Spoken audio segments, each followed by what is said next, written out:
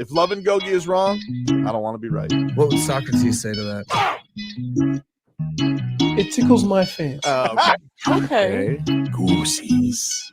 I don't have hair. Oof. You got Marcos. That's not. Wait. Yeah, That's true. You do got me. Get over here, Marcos. Let me look at you. They don't want it. Tobin and Leroy, ready to deploy. Had to hit her with a little journalism, but that was a decoy. Better have about me, boy. Okay, Leroy and Tobin, hold to the show, man. Still in the stars with the show, and till then his half moon open. Sometimes go taste like a snowman. No proof, I'm alive by the motor. No proof, like I always wanted him. I never hated him. I never traded him. Independent, I never ever traded him. You know what is a star? Like another city, the driver's side floor. Just a large, so many more. 10 in the more, never a bar. 8, 10 in the more, 20 to be. Nothing to you, but it's something to me. Hands up as ever, and cute as can be. You can watch us on YouTube with view for free. Ay, this one time for the Twitch. This one time for the text. This one time for the phone line. Whole time wonder what they gonna do next. You know, I just wish you guys would stop the quibbling. Morning, everybody. Tobin and Leroy here with you. 560 WQAM. Take you guys up until 2 here on the program. How was the trip into work? Not bad. Not bad. I'd say a classic. Nothing. Wait. Why'd you make stink face, Marcos? 'Cause I don't know who's yakking in your ear already. This is none other than Power 96's DJs. Okay, he left already. Oh, he's there. Man, he left it. It was very quickly. It's very quick. It's very quick. Your favorite throwbacks, Power 96. No, he just wanted to look cafecito. Yeah, you don't got to drop off room temperature. I did see there was like a lot of donuts out, but they were so pretty. Is it Dina B's birthday today? Was that real? I don't know. I saw like her going out of Kiss Country's Dina B. I saw a bunch of like a fancy Dunkin' Donuts layout there. Ooh. And I was like, I kind of want one of those iced coffees, but I did not know if they were mine to take. I was just according to everybody in that building. Wow, crazy. Yeah. All right. Well, listen, it is good to be back in the building. It was possible to drive to work today, but it was nice. But yeah, nothing crazy with the yesterday. For everybody, like I tried to get in yesterday. I didn't want to bore everybody with this on a big Canes victory Tuesday, but it was like I tried to get on the turnpike yesterday, and it was like shut down. But it was like, I was like, all right, no biggie. I usually get off at Lake Worth, but you can get off also at Boynton and you'd be fine. Yes, I live very far, I realize. But it was like Boynton, shut off, go to 441. You got to go all the way down to Atlantic. And I was like, what? So like, obviously at the next red light, I'm looking at Twitter and they're like, yep, both exits shut down completely, take 441. But then 441 was getting backed. Yeah, because if you reading it, so is everybody else. Yeah. So it was just, and I told the crew, I'm like, hey, I don't think I'm going to make it. It just keeps going. Arrival time, 10:30. Yeah. I've never seen the arrival clock just continue to roll up like a cab driver's fare. I was like, man, all right. I guess I'm U-turning it, everybody. So my thing is that here's what I do first of all, I don't use those apps or whatever. I just kind of gut instinct. Yeah, well, no, because you have a navigator in your car, it'll tell you red lines. It'll give you red lines. It'll tell you how far. You have a spaceship. I don't know what you're talking about. So what I do is this. Everybody's probably gonna take this alternate route. So I'm gonna take a different alternate route. So instead of going down 441. Like if I was on the turnpike and they say go down 441, I would just keep going west and go like down University or something like that, right? To just avoid what everybody's hearing. Now you got to deal with red lights, and that's brutal. Yep. But for me, I have a number of ways to get down, and it's only like I'm only actually on the highway 20 minutes. It's not like you. Yeah, the highway's not the bad part. Usually it's just when I get to the end of the highway by Hard Rock Stadium. That is the beast. Driving down straight from you still go through the interchange or whatever the crap that's called. I don't understand. They have built roads, beautiful Mhm. roads, Mhm. all over Florida. They're redoing roads now, Mhm. right? Putting that nice black tar on there. You get a smooth ride. You know, they're doing to the sawgrass right now. Okay. What I can't figure out is they haven't figured out and come up with a plan not to make all the highways go into one lane. No, not down here. Is that not Not yet. crazy? Let's get to headlines here, which I gotta tell you, Big Munyon getting dealt out. Oh, Patrick yeah. Surtain Yep. Junior, or the second. He doesn't go by Junior. He goes by the second. What's the difference? Yeah, what did I actually I don't Is know that the difference. because I don't know. I I'm don't a know. junior. Pat Surtain the second reached an agreement on Wednesday to a 4-year, $96 million extension, $77.5 million guaranteed, and that now makes him the highest defensive back paid in NFL By $3 million. according to Adam Schefter. I'm kind of confused by this. I just read it now. It says the difference between junior and the second is junior is used to indicate that a person has the same name as their father. The second is used to indicate that a person has the same name as a male relative other than their father, such as a grandfather, uncle, or cousin. Right. We know his dad's name, though. Right. That's right. So it's So like, it really should be junior. But it's cooler if he has Roman numerals. Yeah. it is cooler. So strange. I have here. How about this?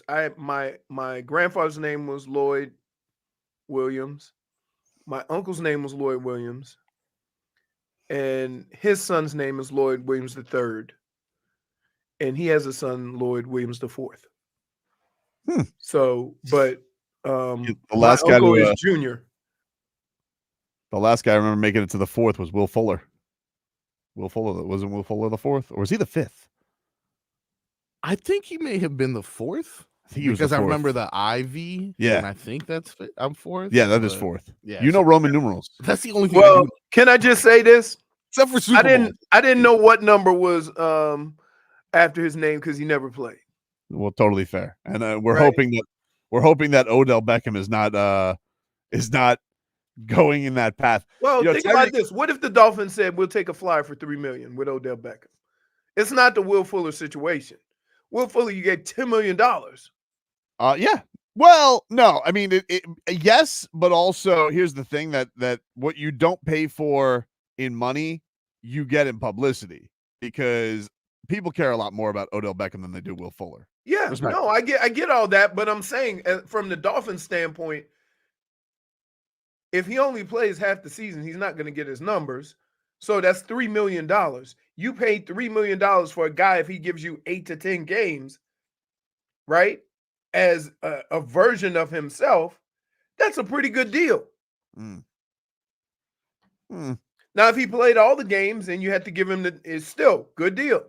No, I mean, I think everybody wants him to play all the games and get No, all the money. That's great but news. no, what I'm saying is it's not a Will Fuller deal, right? But yeah, you would hope that he would get all of his incentives. That means that he is playing well. I like Tyreek yesterday was making jokey jokes, and I'm not here for jokey jokes about where Odell Beckham Jr. is. Why? I'm not here for it. It's not time for jokey jokes from Tyreek. Because that position in that area of the field is gonna be right now. You have Waddle, Tyreek Hill, and Jonnu Smith. You're okay. It's not like, Odell Beckham was a luxury. You can be very productive without him right now. Now, if you start having injuries and stuff, right, then we got problems. Yeah, but that's what it does seem like. There's injuries, and and he's not a guy that hasn't had injuries in the past. So I don't know, but Tyreek Hill was up there, a couple days ago out here trolling, and I'm like, he trolled you because you came in here hot. So I'm not here for the jokes. I'm not here for the jokes. Said that they put Dolphins put Odell on PUP kind of over his objections that he didn't want to start on PUP, but they're looking after the long haul. You talk to him all the time. How's he doing? I ain't seen Odell in about a week, boy. I wasn't supposed to say that or what? See, when he asked me, it kind of like caught me off guard, and I'm from the South. I'm gonna say the first thing that come to my mind. I'm still learning how to do it. I wasn't supposed to say that, huh? You know what? I seen Odell. Just seen him. Yeah, we have conversations all the time.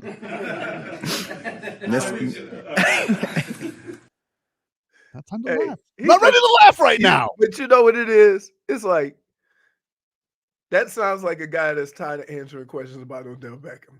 I understand, but that's the thing is like, I understand he may not have gotten the Will Fuller heist, but he's very famous and and when you add an Odell Beckham, it's a long season. It's a long season. Like some of this requires patience, man. I get it. Like, wait, let me ask you this. Yep. What Odell Beckham did you think you were getting? I was thinking like last year, just like a little sprinkles, you know? Like, so that's still a possibility. It is, but so it's what's like the problem. There's been so much like secrecy around it, and it's very weird. You know what I mean? Like we're going through we're going through the situation of, oh, we're not gonna say if he's on pup. Then he is on pup, but he didn't want to go on pup. I'm like, what, can we just be honest? What is with all this chicanery that's going on here? Let me tell you how that transaction works. Okay. Odell doesn't want to be on pup. They put him on pup, and they say against Odell Beckham's wishes, which kind of, it gives you a feeling of, okay, Odell wants to play. This is not a situation where he's just gonna, put on a mask and take the $3 million and run. Okay, so everybody kind of gets to save face with that interaction. It's not a bad interaction. It's not a good interaction. It's just one that both sides, hey, we know where he is. He doesn't want to, but we got to do this because it's a long, season. And that's why I say that. Like, if Odell Beckham wouldn't have said anything and said, well, you're like, oh yeah, he's,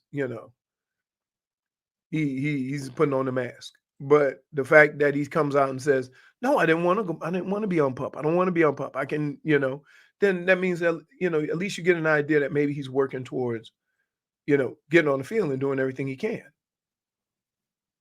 I just want to see him in action. I want to see it, baby. Star-studded receiver core. Good luck. What? I don't see him coming to like middle. You saw that video that was scrubbed from the internet? Well, that's the other thing is like, oh, there's secrecy that goes around. It's like, oh, yeah. I mean, that didn't do anybody any favors. I know it didn't do anything. I appreciated the honesty for once, especially when it doesn't give it context. He could have been working out there for an hour, right? I don't know, but it's like, so that's why everybody reacted the way they did. Like it could have been his first run, and then you go, oh, he's not even close, or he could have been working out, all practice, and then when everybody left, did a little something with his coach, and he said, no, I'm done. Right? You don't know. Apparently, Tyreek Hill is saying though that the reason they're all hanging out more because of Odell Beckham. So he's a good hang. Oh yeah, everybody's more together on totally this team. Want to hear, because I was questioning whether or not OBJ would be able to hang in South Florida. No, I mean, it's one of these things. I was you didn't know that? Like, is OBJ going to be able? Like, I know he's a good receiver, but can he hang in Miami? A lot of guys are like hanging out outside of the building, like each and every week, and that's something that's like rare. Like, there's so many things that you can be doing in Miami. In Kansas City, it wasn't that many things to do, so guys had to hang together. But in Miami, guys can go here, can go to South Beach, can go here, can go there. But this is the year that I'm seeing guys hanging out, and I can say that's one thing that Odell did bring to this team. Like, he makes sure that guys are hanging out, like, each and every week. So I like that. Hey, well, you won't have to travel down south to go hang out on a boat, but be careful. Right, that's right. He's a glorified party planner. He is the social event coordinator. Yeah, exactly. He goes around making sure. Oh, maybe he can help Mario. Mario got a spot for him. He goes around. He goes, all right, guys. We got another mixer coming up. We're gonna be hanging out with the DBs. Please RSVP. I'm trying to think. Why do I give Mario a hard time? Maybe it's because he was on that team that beat us. I don't know. I don't know. He's right up there with Aaron Rodgers, though. You would think you'd give No, him a little. no. Because Always guess what? like Aaron Rodgers. Because guess what? Guess what? The difference is I did, and you can confirm this. Hmm? Pick Miami to win the ACC. Yeah, but you've still been giving him the business after his best. Should have got the business. I understand, but it's Okay, over then. now. So what's the problem? We should be partying this week, baby. We were. I was so impressed, and I said that. Nah, you gave him more of a hard time. No, I didn't. You I didn't sat give him a here hard yesterday. time. I You're gave like, him a hard time yesterday. oh, what? No, You're I didn't. adorable. Sometimes I want to. Oh, with his press conference, yeah, Yeah. because he goes on like too much, dude. Come on, too much. We'll take a break here on the program. Back with more after this.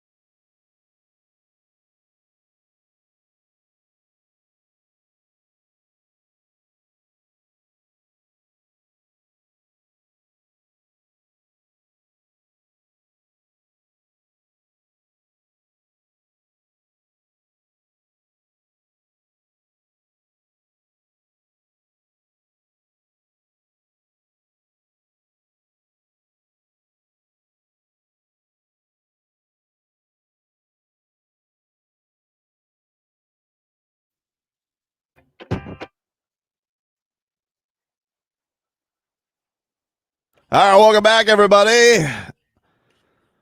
Let's get to a game week report brought to you by Miami-Dade County Public Schools Technical Colleges. Are you ready to level up your career game? MDCPS Technical Colleges have got you covered. Choose from tons of programs, learn from top-notch certified instructors, and get real-world experience. And the best part, you can graduate debt-free in just 1 to 2 years. If you're ready to make the move, log on to careerinayear.com or call 305-558-8000. MDCPS Technical College is your best choice for a brighter future. We're streaming live on YouTube, Twitch, Miami 56WQM, and on the Odyssey app.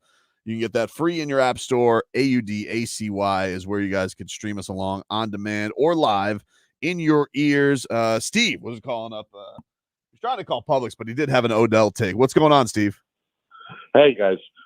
Well, my idea about OBJ is that he might have some small injury that he probably could play through right now, but they're sitting him because we signed him to play him in December and January, so maybe we could win a game. All right. I don't get over this hump that we have not been able to get over since Jesus. When's the last time we won big games in December and January? Jesus. I remember. I think you mentioned it. I think you're right. Yeah, I think it was Jesus. I think he was there. I think the apostles were there, all of them. Oh, except for the one. Except for Judas. Yeah. Oh, yeah. That Judas. Mobile. We call him Ryan. Wait, really? What is wrong with you? Mobile. Hey, you guys can hear him on Hawk and Crowder next week, by the way.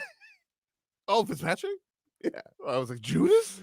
I told the guy, I was like, yeah, I'm looking to pass, but an afternoon show might want him. No thanks. That would have been awkward. All right, let's go out to the guest line. We got a bum joining us here. Hey, bum, how did you get a phone out there by your burning trash can? And Click. quickest interview in show. Although we've had interviews now, I got to tell you, when we did one with our guy who talk about IRL, that went longer than it should have. The Gene Simmons one? Yeah. Oh, yeah. Because we were like The Kentucky Marcos, we were doing Derby. an interview, we were just sitting there going.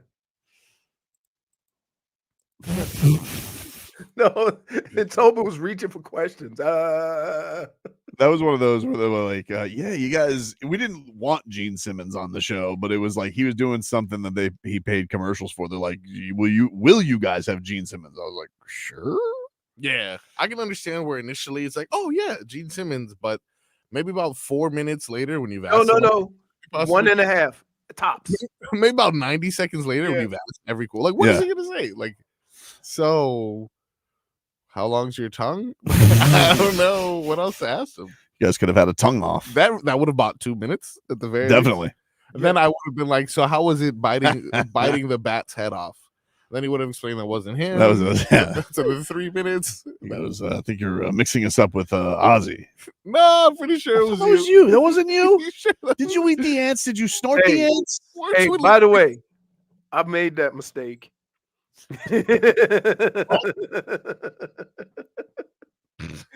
I made that mistake. Wrong guy. Oops. Well, in fairness to me, they did sound alike. Yep. Paul Severino? No. Old Ron Ron Pitts Pitts and Charles Davis. Charles Davis. Oh yeah, that's not your fault. No, I'm telling you, I never like really had beef with anybody until that incident, and I didn't hear it. I didn't actually hear it until Tobin. It's your fault. What? Yes. I didn't bring that up. The listeners did. Who's the first? You played it. Well, I mean, that's just funny. And I'm like, wow. Crowder called Serena Venus once. Yeah. Oh yeah, that's not good. He did that. He did that in person too, didn't he? Wasn't he at the? I don't know. When that happened? But he was very enthusiastic about it. Venus. I think doesn't the pivot have Belichick today? I thought I saw them tease that. I know they did. This Bill Belichick, he won't shut up now. He's all over the place. Dude, he's old That's school. Can I just say this? I've golfed with Bill Belichick. He's not like, yeah, man. You know who he was praising the other day? Who? Aaron Rodgers. Yeah. Right. No, he's got some show coming out strangely with Matt Patricia, which I can't believe that bum got He goes like, if you want to talk about what a good friend Bill Belichick is, it's like, hey, why don't I bring my favorite bum along with me? Bring your pencil. Yeah, bring that pencil, bring your laminated sheet. And they're sitting here. They were talking Jets on the clip that I saw, and he's like, "Oh, Breece Hall, scary." And you got Garrett Wilson, and you got Aaron doing all of it. So he's basically a big. All of a sudden, he's praising the Jets left and right, as if there's no Patriots team petty in him. Well, yeah, that too. But he's not like. It's hard here. How can I explain Bill Belichick? He doesn't like. You ever hang out with somebody who's really, really, really smart and the silly stuff they don't get it, right? Like, or a joke or something like that. And they tell everything as a matter of fact. Mm-hmm. Like he'll say some of the meanest crap and he's just being honest. That's how he was. I remember we were golfing one time. It was me, him, and the running back coach who became the offensive coordinator, Steve Crosby. We're golfing. Leroy, where'd you get on that hole? Now, he's keeping score, of course. I said, I made par. Steve, what'd you make? He said, I made bogey. And he comes over to me and he goes, that's Steve. He has a problem counting, doesn't he? Subtle. So, yes, it's just, and so what makes it bland to some people, if you hang out with him, it's extremely funny. And he's not trying to be funny. The thing that's going to be interesting about it, because obviously, like, you think this is going to be like his year off, and you'd expect someone's going to probably hire him next year. But like, what if he gets addicted to the limelight?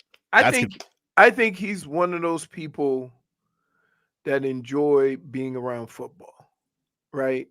I like talking football too. It's, I like it even more than getting my ass kicked every Sunday. Now, I kind of fought it, when I first got done, because I always said, if I'm not playing, I don't want to be around it. I just want to get away from it. But then, I started, I'm watching it. Like, I like talking about it. So, I just think he likes being around the sport. And he's smart. He's very, if he can learn how to translate it to the common folk, he's going to be really good at it. You know what I mean? Really good. Because I'm telling you, I think everyone's gonna. I think you're right. I think everybody's going to like him, right? But I think the most of the football people who don't look at him as a rat bastard will like him. I think everybody will find it entertaining and informative. But you have to understand that who you are at work can't be different than who you are away from it. Like, for some reason, you see Bill Belichick on the sideline, you think that's the guy that's going to eat at the steakhouse, right? And that's shame on us. Adam Schefter tweeted out this morning, Bill Belichick has yet another job in the media. He is joining the 33rd team, an emerging media and technology company, as a strategic advisor. Former NFL head coaches Matt Patricia and Adam Gase are also joining the 33rd team. Boy. So this guy loves finding himself with here. So we're going to see how good his skills are in this, because he's going to have some Matt Castle kind of. Well, because think about this. If there's anybody I need to tell me to, if I want somebody in a media company, some guy who really owned the media, Adam Gase is the guy I would go to. I mean, like, that guy is a media savant with the way his first Jets press conference went. Oh, gosh. Looked like he was now, here, who was worse? Totally was. Sirianni, Gase, or Deshaun out in UCLA? Okay, I found this on the web for Gates or Deshaun in Wait. I'm completely distracted. What was your question? You you threw me off there. No, Siri answered the question. He said, okay, I found so did you ever see the interview, the Big Ten interview with was it Deshaun, the head coach for UCLA? Did I see it? I was literally right there in person. Deshaun Foster? We were doing Deshaun Foster. The head coach, and he was there, and he was, we're in LA. Yeah, that's right. Right. that was going on in our show. That was going on in front of me, and I was like, I did not know. It was one of those things where we were talking, and you didn't realize a viral moment was happening in front of you because we were sitting here being chatty, and then you know, the funny thing was he was doing the media rounds like nothing was happening. Yeah. Right. So, what was worse, Gase, Sirianni, or Deshaun Foster?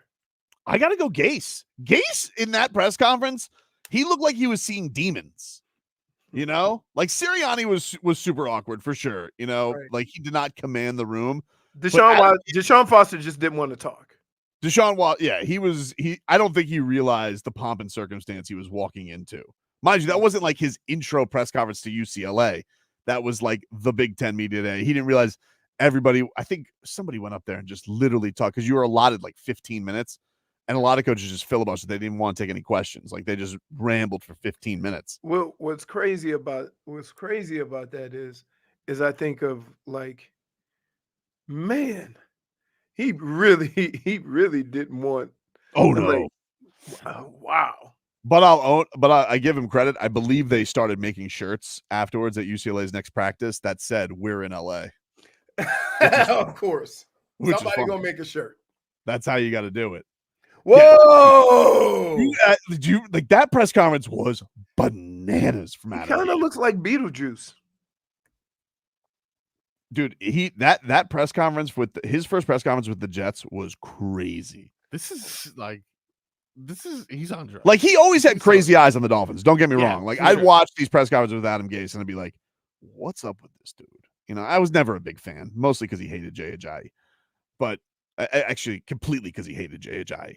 But you know, that's my own personal battle. And even when he was winning, 10 games with the Dolphins, people were like, "Tobes, you're a bleep hole. How can you not like this guy?" Because they all thought he was a genius. And I'm like, he's basically here because he knows Peyton Manning. But that's fine. When he went to the Jets and like had this crazy eyes press conference, it was like you were watching like your little hipster band become mainstream. Like any of those bands that JFig likes, but then they finally make Rockville. That was like Adam Gase going to the Jets. Sell out. You know, this it didn't help that his offensive line coach the year beforehand had gotten, for the, big grains falling. Big grains. It didn't exactly help with the allegations. Look at these eyes. Dude, That's crazy. I'm scared. I'm telling you, it was crazy.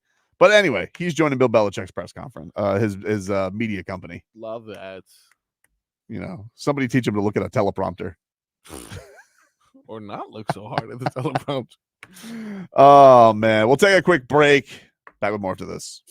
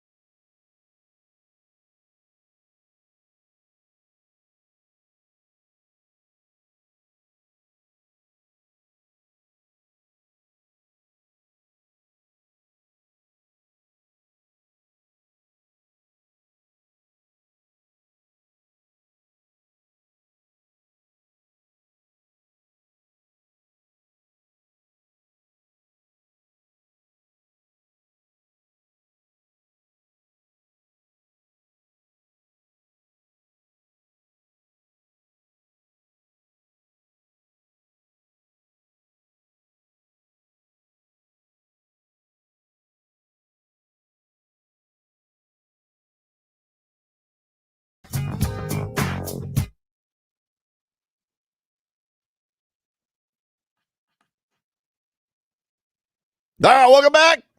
Tobin and Leroy here with you. And, you guys can join the WQAM on-air staff at Smoke on the Water.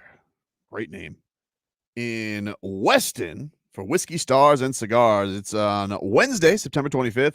Presented by Edmore Sawgrass Auto Mall. Enjoy a fine whiskey. I think I almost had an Ngoy moment. I apologize. Enjoy a fine whiskey, a good cigar, and some Dolphins, Canes, Heat, and Panthers talk with your WQM on-air staff. It's free to attend, but you guys need to RSVP at WQM.com, which will get you an invite and a complimentary cigar. You must be over 21, drink responsibly.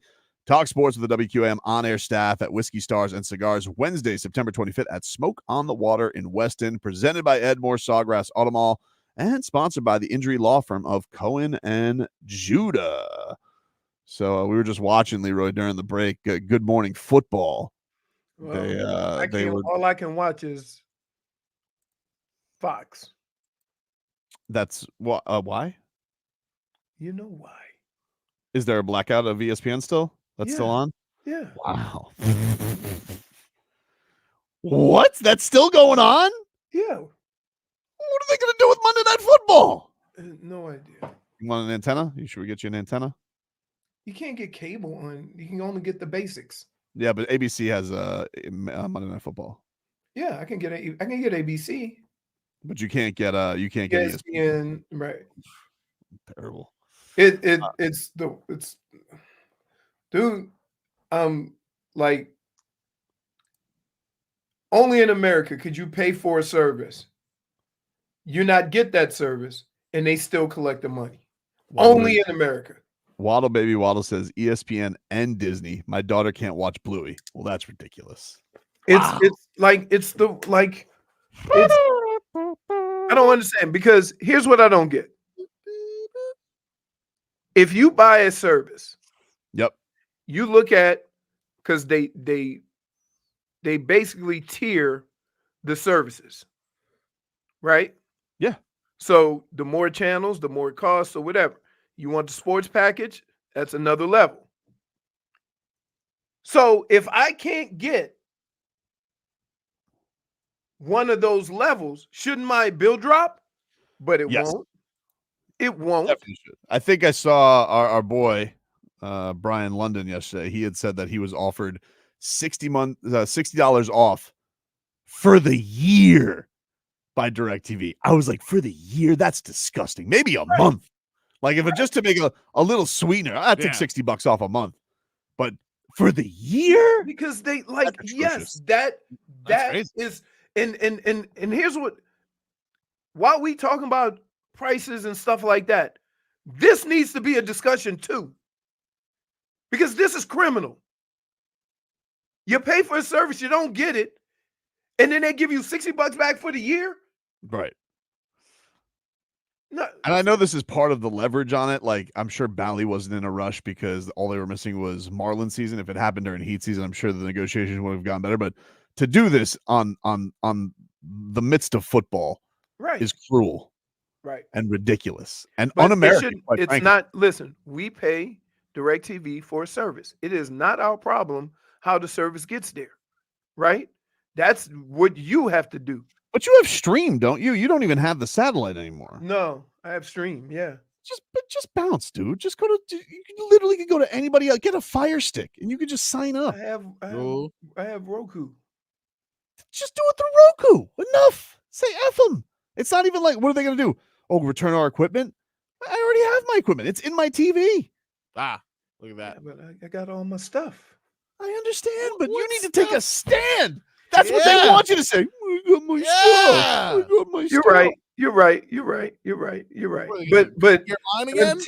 until we as a community and a society fight back these crooks and criminals to think that we're going to take away one of your favorite channels and give you a $60 break for the year. $60 break for the year is a slap in the face. And in fact, there is, I'm surprised there hasn't been a lawyer or somebody to jump on this. Class action. Right.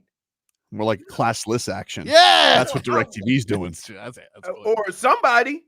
These These politicians, you want to make a stand? How much is DirecTV giving you? Yeah. Because let's fight them. Yeah, this is garbage. I mean, I got rid of them, but you know. Yeah, I mean, you're smart. Who still has DirecTV? It's great. But, you know, more power to you, Leroy. We're here with you.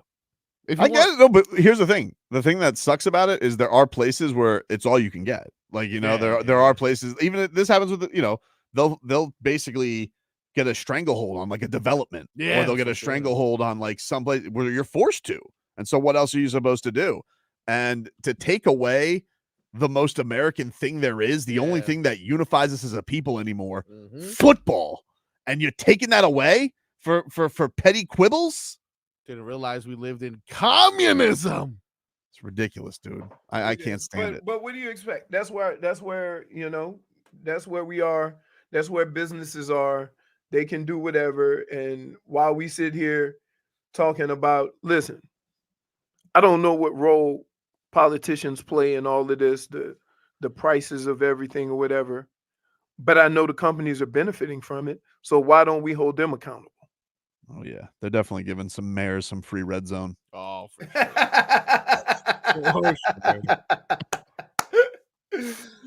We'll take a quick break. Back with more after this.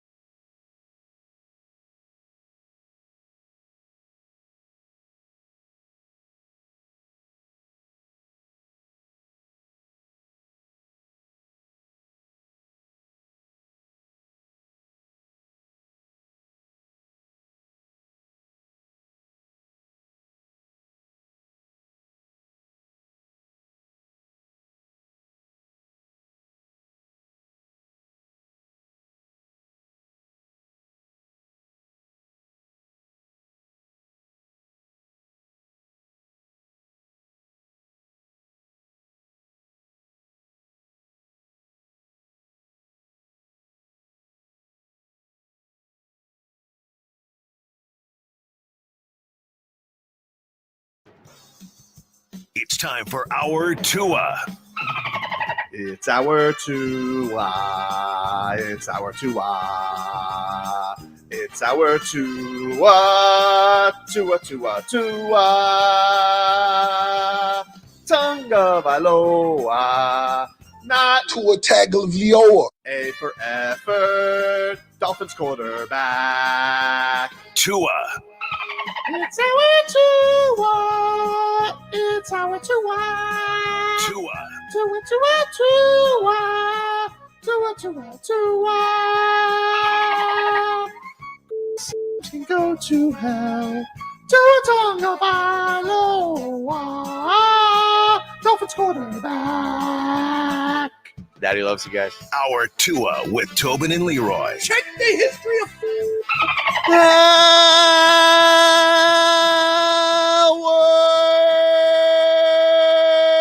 To the program, ladies and gentlemen. Game week now. Yeah, that was good. Oh, I am so excited. Yeah. I am so excited, man. Yeah, a lot of Dolphins talk on this Good Morning Football here today, huh? Yeah, I like it. Their Yeah. host is predicting Tua as MVP. Yeah, she was doing a McDaniel impression. I like her. She's new, right? She has to be. She's Jamie Erdahl. Erdahl. Yeah. I like her. Is her I was dressing hearing those other two carnival barkers that they had on. That Kyle Brandt. I'm no fan of his. Oh, Kyle Brandt. I'm no fan of his. You know, he was sitting here saying ridiculous things. We'll give you some of his comments. And that Schrager strikes me as a weenie, dude. Yeah. You know, I'm not into it. Weenie Hut Jr. You know, there's something about him. I'm just like, you know what? Pete. Either say the Dolphins are going to be good or say they're not going to be good. Yeah. Enough of this fence sitting that you're doing. Oh, this guy. A real fence sitter. You got to take or you don't. And this Kyle Brandt, a real Buffalo homer. Anyone shocked by that one? Never. I don't like it. You know, a lot of pundits. You know what though? Look, there's part of me that's angry, and there's part of me that's got to be like, you know, this is the Dolphins made their own bed with this because of the way last year ended. You know, so they're going to have a lot of skeptics, a lot of people looking at them at a safe distance. They don't want to believe. Oh, look at Pete. Look at Pete right now. His AFC playoff picture, the top 7 teams, and the Dolphins aren't listed. He's got the Jets winning the division and are the 1 seed. Chiefs, Ravens, Jaguars, Bills wild card, Broncos, and Chargers. This guy. Cool, dude. Way to go, Pete. Yeah, Pete. Real nice of you, dude. Anyway, let's hear from another Pete. Oh. Doug Pederson. This was him moments ago on the podium discussing the Miami Dolphins offense. Here was what he had to say. Old Frog Pederson. What did he say? When you look at the Dolphins offense, what comes to mind? Speed. And a lot of misdirection, a lot of motions and shifts. Obviously they do a great job with that in their run game as well. And it kind of can cause you to just distort your eyes a little bit, right? And get off your cues. And that's where some of the big plays have come, for them. And obviously, we know Tyreek and Waddle and the guys. I mean, just a lot of speed and something that we've, we got to be able to at least try to match. Otherwise, be in the right position. How much trouble can speed like that cause a defense? I mean, they're on you fast, right? When you put the film on, these guys are on you and they're by you. And I think Tua does a great job of anticipating where the windows are and where the holes are going to be, and receivers are in the right spots. Oof, speed. Hey, so. Hey, anybody else smell that? Smells nervous. Nervous. And I just tell you, nervous. In reality, here's what speed does. A lot of times, if you make a mistake, you can catch up. So say if you bite on something, if you bite early, you can jump back and still be able to cover, right? But what speed does, one step in the wrong direction, you're toast. So what the Dolphins offense is predicated on are these things. When you see the motion, how the defense is moving, and if they move and move the wrong way, you got them. But even with that, if Tyreek or Waddle run a route and you take one bad step, then you're giving up a touchdown. And so you have all these different, levels of defense that you can exploit just based on your speed. Then with all that, you send Tyreek in motion, the whole defensive secondary adjusts to him, and then you run the ball right up the middle. So that's what speed of Miami Dolphins does to a defense. Now, the great thing about having Tua is that what if you say, I'm going to play a 2-deep shell and I'm not going to let anybody get deeper than me? Well, he has the accuracy to throw it underneath that. And we've seen Waddle and Tyreek catch that underneath route and take it to the house. That's why he's a cat burglar. So what do? You're only basing this on one thing. Can I get a pass rush? If I can get a pass rush, I can eliminate a lot of that stuff. So that's why it's going to be real important with those 2 pass rushers to be able to determine what the defense, what the offense is going to be able to do. Trying to figure football it out, talk. Sneaky? You wrote that down? I did write that down. Yeah, 2 shell. It's right next to cat burglar. Yeah. We're both talking football. Wait. That's the problem with this idiot right here. Right? What do you mean? We're both just talking some He football. wrote it right down. Read your notes back to me. Yeah, it's going to say. 2 shell. Watch out for the pass rushers. Cat burglar. That's you see what I mean? Yeah. Pretty good. That's it. Because you know why? Okay. He steals more than he. No. It has nothing to do with. Okay. Because Tua fits in the tight windows. Oh, that's right. That's right. Cat burglar. Dude, and here's the worst part.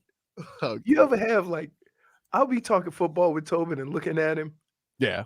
And I'm like, I might as well just stop. No, that's not true. Yeah. Because the whole time he's thinking of, how can I do? Right. Well, he mentioned the tight windows. I was just talking some. I think the most important thing this week is how you're going to control those pass rushers. If you can control that front 4 and that pass rush, then it gives you time for all the other stuff. It does feel like it's been a drama-free Teron Armstead summer. Is Teron just coming in here and he's going to be a wall right away? I feel like I feel good. I don't know because you know what? He's going against guys, 14 to 17 sacks? 10 and 17. 10 and 17. Well, one guy's he's going into his 3rd year. I'd imagine so that means a lot of energy, and he's trying to get that money for sure. So that's a little right. So sure. I feel good about the Dolphins tackles. It's the guards I'm scared of. You think Patrick Paul maybe has made Teron Armstead kind of shape up? It's like, oh, this guy's waiting in the wings. I don't know if he made him shape up, but I feel like maybe that rookie youth, he's like, look at this rascal. Yeah, still loves football. I'm gonna say when you get to what year is this for Teron Armstead? 11th. All right, no, let's see. But I'm gonna say this. He was selected in 2013, so this will be 11th season. Yeah. So when you get to that point, young talent doesn't bother you. You where you are, right? In fact, when you're to this stage, you find it quite easy to help the young guy that's coming to take your job. Waddle goes, it's drama free because he hasn't done anything all summer. Yeah, perfect. I don't want. I remember last year. Oh, we got to get him in the joint practice. Stupid. Got hurt immediately. We put this man in bubble wrap. Yeah, ready for week 1. Hey, I hate doing this, but I'm gonna do it anyway. So you think that he just gonna pick up where he left off at the end of last season with these 2 pass rushers? Oh yeah, come on. Okay, He's He's got it, baby. Okay, you can be. All right. All right. I think the offensive line is going to be okay, partly because how the offense works. Okay. But there's going to be times where they're going to have to buckle down a little bit. Listen, those two are monsters. You know, they added Eric Armstead up front. He was good last year with San Fran. You know, he's not like their most impressive guy, but he's definitely decent. Right. So, like, if they have anybody that can push up the middle and get push up the middle, that is going to create problems for the guys outside. Yeah, that is what scares me. I'm like, I'm nervous with Robert Jones, Aaron Brewer coming off of, you know, not snapping. And then when he was snapping it over to his head and then broke his hand. So I'm a little nervous about that. So, and then of course. But the thing about that is, in most cases, it's 3 to block 2. You see what I'm saying? Yeah, but explain it to people. Huh? Just for the football heads out there. Normally when you have 4 down linemen, right? Say you have one over a guard, or they might shift it over and put one over the center in the guard. It's still guard, center, guard blocking those 2 guys. And then you have your 2 pass rushers outside, right? That's not counting the blitzes or anything like that. If you just run a standard rush, 4-man rush. Mm-hmm. So it's going to be those 3 inside guys blocking those 2 guys. Classic game of block, goose. See what I mean? Marcos. See what I mean? That was a perfect example there. That was a good breakdown, followed by block, goose. Yeah. Which is good. Because I was going to go with blockbuster. So that was way better. I'm not going to lie to you. That was way better. Hey, why do I get a feeling when I actually talk football, you guys start dozing off? No, it's not true. Really? It's not. I got notes, dude. Notes. Block, goose. That's on your notepad. Yeah, for sure. That's off the top of the noodle. That's pretty good. Yeah. Freestyle. He's freestyling now at this point. Okay, Eminem. Oh my goodness. Date sauce. Tobin said he didn't want any silly sauce from OBJ. Then goes block. Right. Exactly. Jukebox is throat punch worthy. Right. Hey, Twitch, are you guys entertained? Are you I'm bringing a whiteboard. Next week I'm bringing a whiteboard. Oh, that's right. Yeah. I'll bring a whiteboard. If you guys really want to know how did Leroy step into debate, because I tried to talk football. I love it. All right. I love it. All right. I got you. So you're saying, but so even veteran savvy can't just get you ready for 2 monsters? No. All right. Dude, you like the speed. The speed is the speed, right? That's like, wait, let me ask you a question. Would you trust a cornerback that hadn't played all camp just go and cover Tyreek? If it's Jalen Ramsey, I would trust it. Would you? Yeah, more. You know, I don't know if that's smart or not, but I feel like I would trust it. If anybody could dial it up, I feel like a couple quad stretches, he's ready to go. You clearly haven't played sports. A couple of quad stretches don't get it done. I'm talking generational talent. I'm not talking me. Yeah, that's generational talent playing.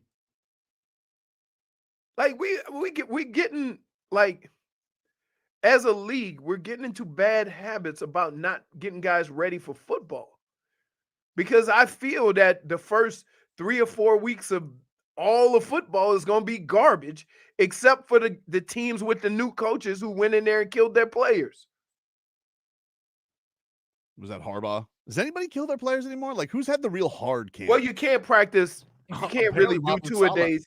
You can't really do 2-a-days and stuff like that. But I'm saying, as far as you can still work them pretty hard. Like, I mean,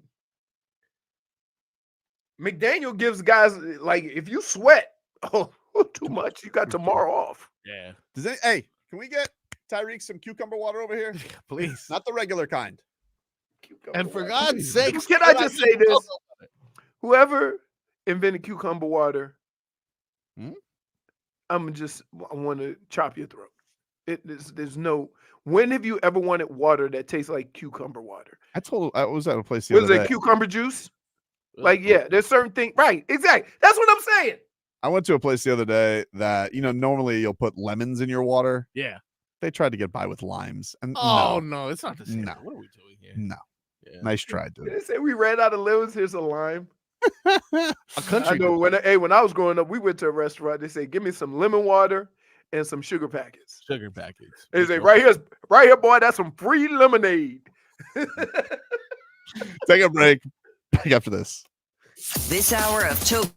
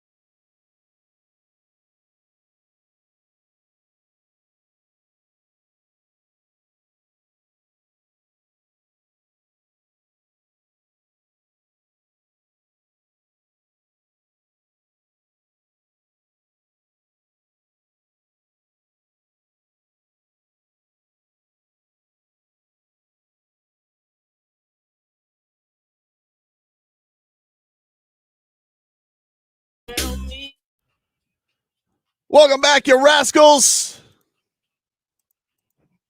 Leroy got sick of me. He left. I can't. Enough for you, dude. You know what I feel bad? I feel bad about is that, he's gonna go talk to his friends over in Cleveland, and Jay Crawford and all those guys over there, and they're gonna talk football. Football. No one's gonna drop a block Goose. You know what I mean? It's just like he's gonna enjoy that so much more than he is talking to me. Because, he's going to get the Goosies because he's off in Cleveland. And, we're going to talk Browns versus Cowboys. Mari Cooper revenge game, ?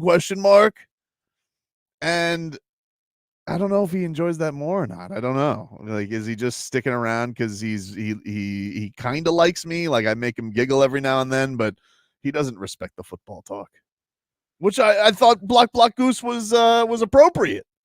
You know what it is, man? We're wifey at home, He's always home with us, understanding. When he goes to Cleveland, it's like guys' night out. Yeah, you don't want to marry your boys, but sometimes having that guys' night out and not having to deal with cat burglar, I can understand where maybe he just needs a little bit of time. I'm gonna look right now. I'm gonna be like a wife who hired a PI. Are you gonna spy on him? I'm gonna spy on him right now. What is it called? Okay. Ultimate Cleveland Sports Show. Are they? They're not an Odyssey affiliate, are they? Nah, they're like a digital show. Oh, like a digital thing that they got going on. Wow. Let's see. What is their expectations for Deshaun Watson? Oh yeah, look at that. Of course. Will this be David Njoku's year? Yeah. Who cares, dude? Let's talk about how handsome he is. Specimen.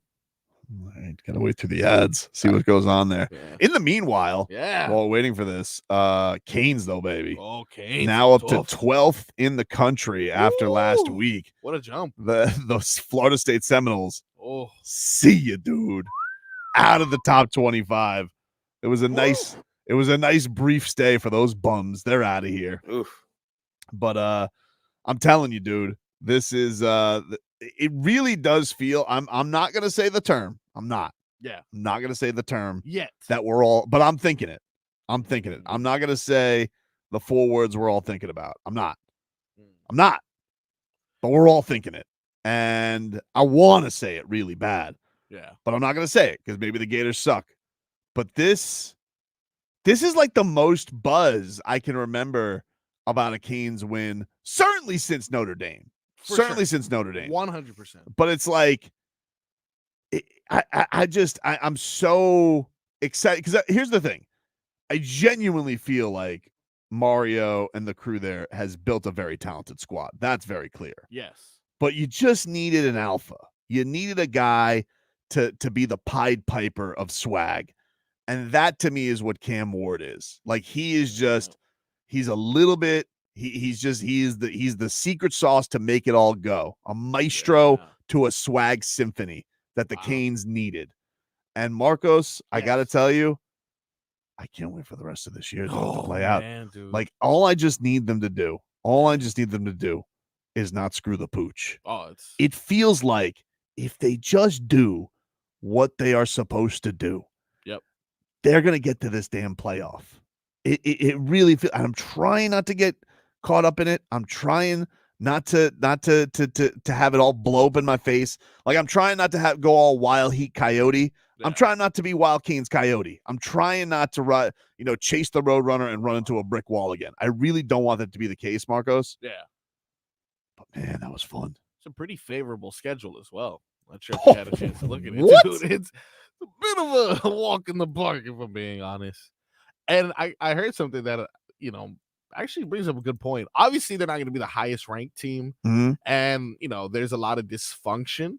But if we're just talking about in pure talent, just the talent on the field, the bodies that are out there, you're not going to find much more people with more talent than the Florida team that we just dismantled. You're going to go to South Florida, California, Georgia Tech, fine, they'll be good, but they're not going to have the same recruits that someone like Florida or the SEC is pulling in. So not to say that was going to be our hardest test and we already passed it. But it was a big test. It was like big it was a test, lot on the line. It's always really good. It's a start of the season. You never know how that's going to go. Yeah. And you never have, you're never quite sure. Like you play these things in practice and to just spank them like that. Spank them, dude. Like it was something like, yeah, yes, you have a couple of games, TCB games coming up. Yeah. Obviously, FAMU, come on. I know Mario Cristobal's doing the whole thing. Don't be disrespectful to your opponent. Yeah. FAMU was on a bit of a streak, though. I did see that they've lost like one game in the last 3 years. I know. It's crazy. Nah, it's ridiculous. But it's, it's different levels. It's different levels. Yes. But they were very good last year. And they won the HBCU championship last year. Yeah. I think they've won like 22 out of 23. Look, great. Yeah. So you'll have a team coming in with the right mindset. They're not going to come to lay down about anybody. We've seen Mario Cristobal lose to Middle Tennessee State. You cannot overlook anybody for sure. But let's be real about it. Like, is there a line on the game yet? Because I think the last time I checked, I didn't even think they put out a line on it. But the Canes are going to be these next couple of weeks looked at. Yeah, I still don't see one on at least ESPN. I don't see it. But here was Mario Cristobal. Let's play this because he was talking about the dealing of success. Yeah. And this is what he had to say on his Canes. Well, I think it's pretty simple. I mean, you stay mad. You should be very driven and hungry, and you should be pissed. You should be mad. It's not our best football, and no offense to media, but I'm sure the media had one article written in our favor and had another article ready to hit send and bash Miami and our people and our players, so they don't, they're so, I would say, focused on winning. They're so about just having enough of years of Miami not reaching its supposed potential that it's not hard to point out the things that have caused issues in the past in Miami and to bring to light the things that must be done to avoid any setbacks. So handling success is going to be as simple as realizing the truth. We're nowhere near as good as we could be. We left a lot of plays out on the table on Saturday. We're super excited about the progress that has been made and some things that were done, but we've had enough experiences going the other way, knowing that this is the best time to be our best. Oh, I like that. Best meat on the bone, dude. But what what exactly? No, when you leave some meat on the bone, there's still you can go back and you can satisfy your hunger a little bit more. That ever bother you? Somebody eat a chicken wing, like take 2 bites and be like, I'm done. Absolutely. You ever just take it from them and say, I'll finish this? You mean like at a restaurant? Yeah, like just a little bit too full. Just a guy next. I did that yesterday for my son. We got Pollo Tropical family meal. Oh, and he was just like, I think I overloaded his plate. He goes too much, and then so I finished the rest of the meat on his bones. Yeah. Best part about being a dad for sure. All the leftovers. Dade South says I watched a breakdown of all Cam Ward's throws, and he missed a few opportunities and big plays. Yeah, I mean, first of all, it definitely felt like there were 3 or 4 incredible throws that he did make, like across his body, which he loves doing that. Yep. But he could have just simply run the football and probably he could have rushed for 100 yards easily. Can I tell you how much space and time that he had. But that dude likes to sling it. He really does. And he is here to show that he could be a QB at the next level. Yeah. But it's hard not to feel this buzz, Mark. Like you look to say that it's not important is ridiculous. Look, if we could just look at the bums at Tallahassee last year, they literally lost a playoff spot just because their quarterback went down. Like it is the big influence on everything. And now he's, I guess, second in the Heisman odds. Some places even, some places first, but he's right there amongst the Heisman favorites now after just 1 week. And yeah, he's electrifying. He's electrifying, but also he likes to make the flash play. And I like that about him. He does. He said it. We heard the audio before. He's a gunslinger, dude. He's going to take those shots for sure.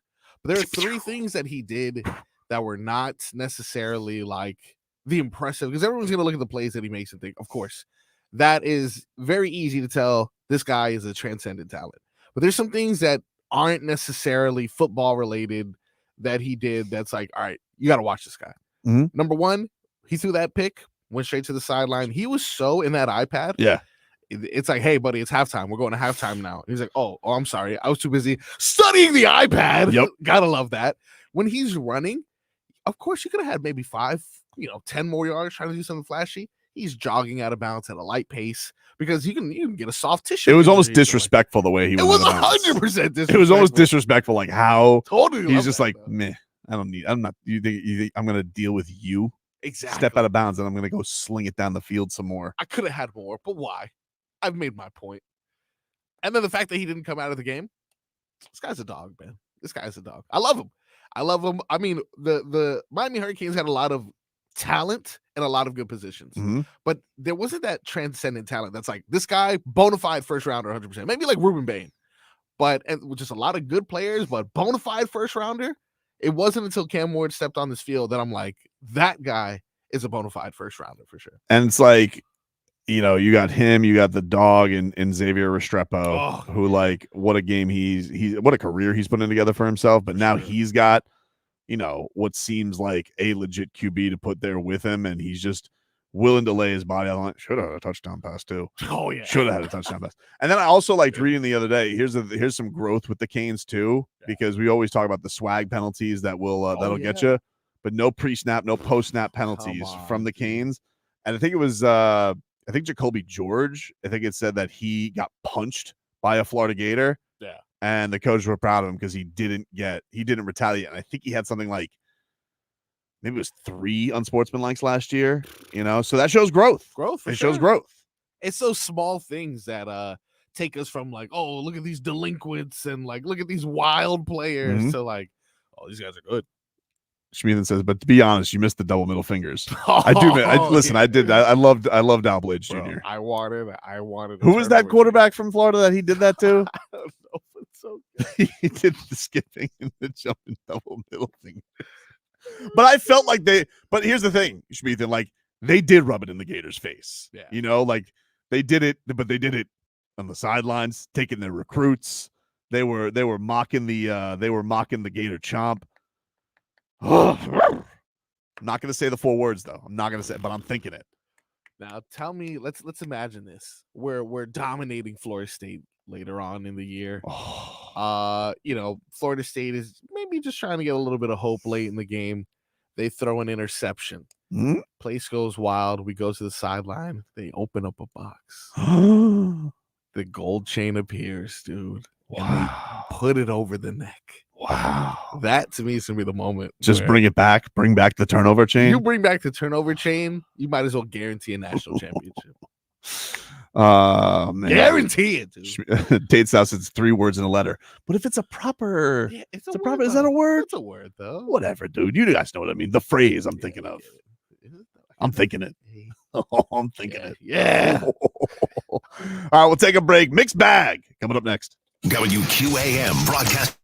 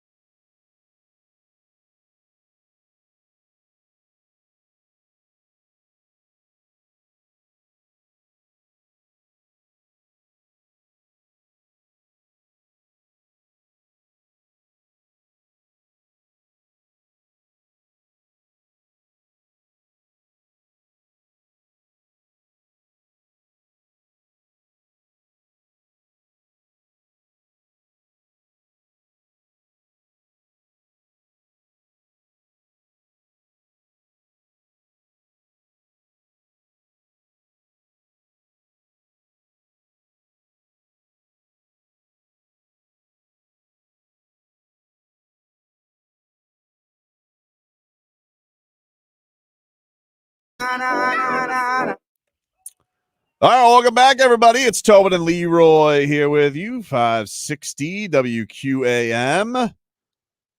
They joined the WQAM on-air staff at Smoke on the Water in Weston for Whiskey Stars and Cigars on Wednesday, September 25th. It's presented by Edmore Sawgrass Auto Mall. Enjoy a fine whiskey, a good cigar, and Dolphins, Canes, Heat, and Panthers conversation with the WQAM on-air staff. It's free to attend, but you need to RSVP at WQAM.com.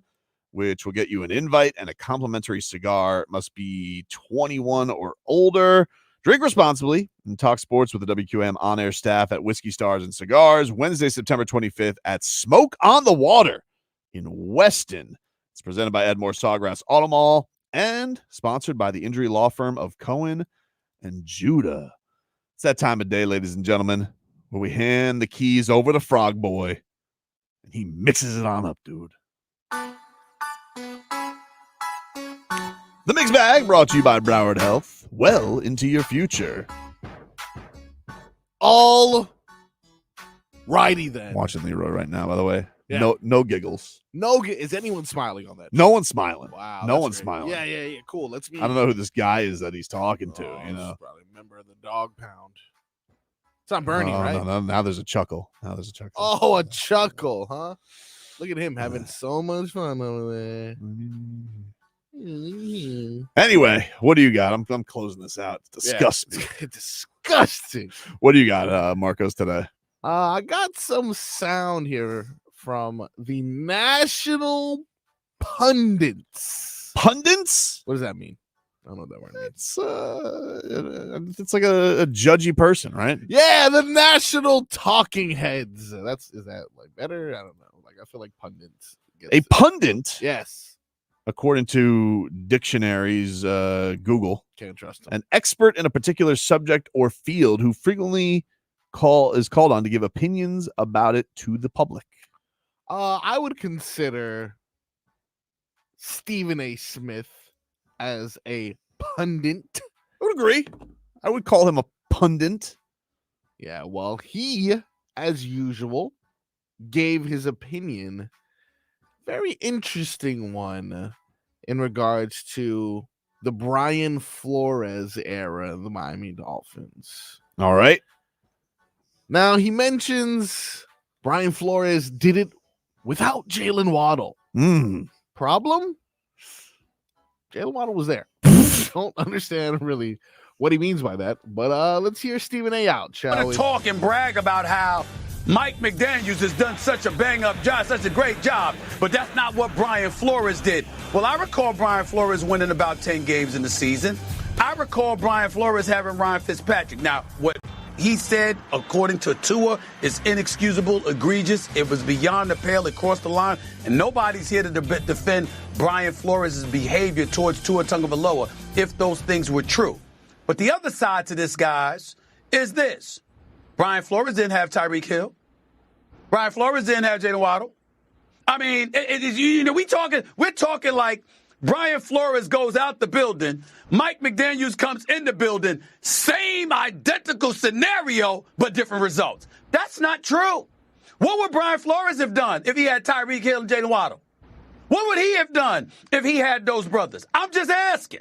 Because, see, those are the kind of questions to me that are relevant. Because when we talk about McDaniels, again, he deserves his contract extension, Shay. Just Saturday, he deserves it. I'm not trying to imply that he doesn't. But when we talk about him, like it's such an incredible upgrade from Brian Flores. All right, there you go. Well, yes, as you point out, Marcos. Yeah. He did have Jalen Waddle. Totally. Jalen Waddle actually had more catches with Brian Flores than he did in either season with Mike McDaniel. Set a rookie record. Yeah, I don't. Here's the other thing with Tyreek Hill. Like everybody's like, oh, he didn't go with Tyreek. All right, Tyreek Hill was not available at the time that Brian Flores was the Dolphins head coach. Yep. Should he have become available? Maybe they would have gone after him. But here's the thing that I get a little. I really kind of want to move on from the Brian Flores thing. I really do. Yeah. But since we're gonna do it, I get a little tired of hearing how the Dolphins didn't go after anybody when Brian Flores was here, because it's just not true. Like, yes, Brian Flores had to withstand a stinky season where they looked maybe historically like they were on the worst, on trajectory to be the worst team ever, right? That was bad. He had to take that one on the chin. They were questioning he claims whether that or not he was offered loss bonuses Yeah. from Stephen Ross. However, they did try and offer him up Tom Brady. They did try and offer him up Tom Brady. Very true. Who went on to win the Super Bowl. Now, did he go because he's such a Boy Scout? And he goes, oh, no. Scout's honor. I could never tamper. Or, as he has taken a lot of his stuff from New England, did he just think Tom Brady stunk? Yeah. Did he just think he was washed? Either way, they did try and get him Tom Brady. They did peruse and snoop around Deshaun Watson before all the allegations came out. Correct. So it's not like the guy was never in a situation where they tried to improve things.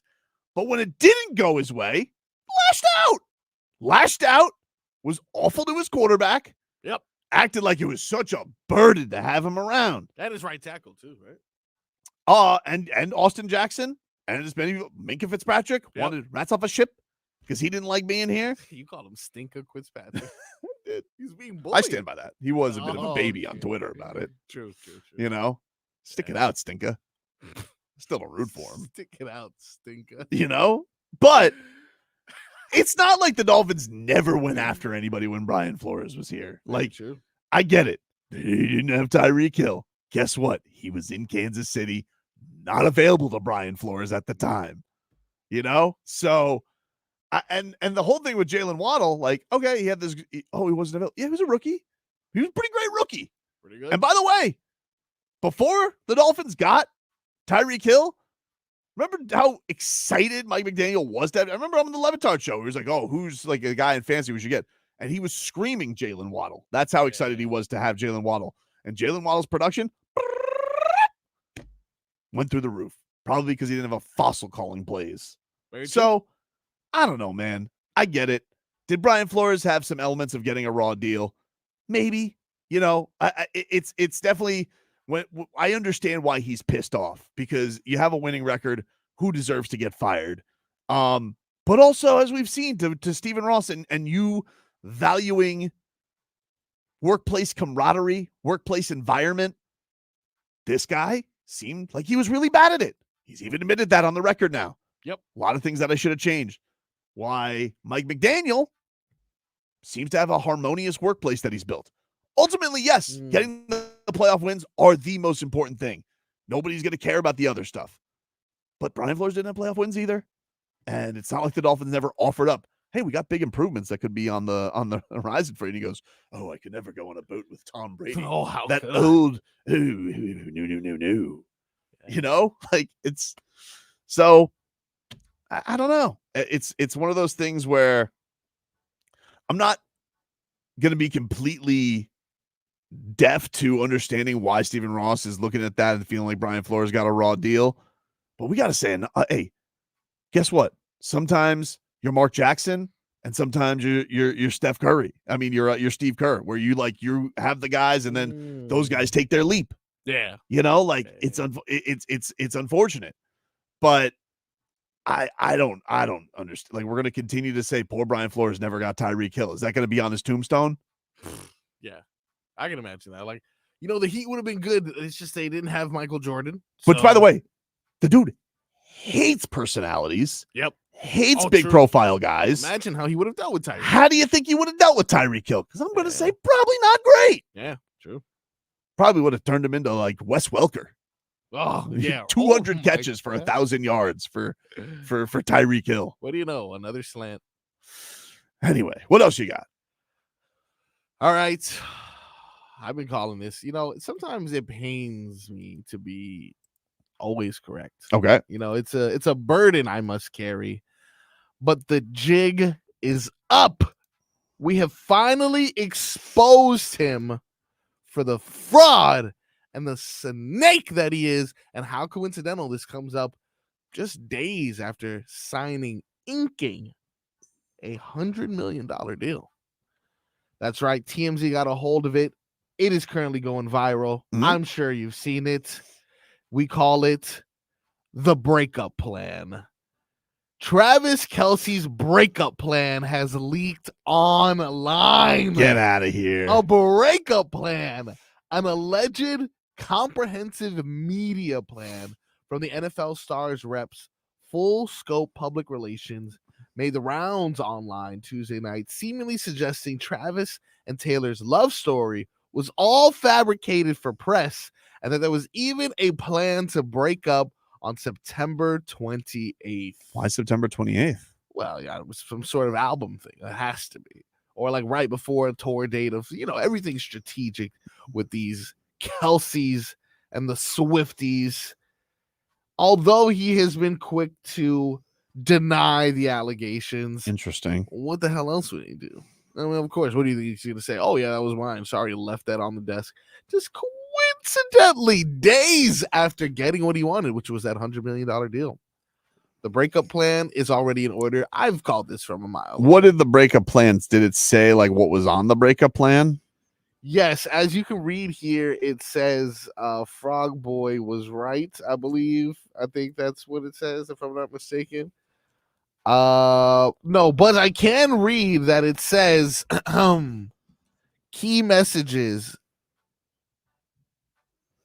Personal. No, okay. No, so this is just guidelines of how the relationship will go and the plan to break up and more or less how they can both benefit off of this fabricated love story. It says personal growth, frame the breakup as a natural part of life and an opportunity for personal evolution.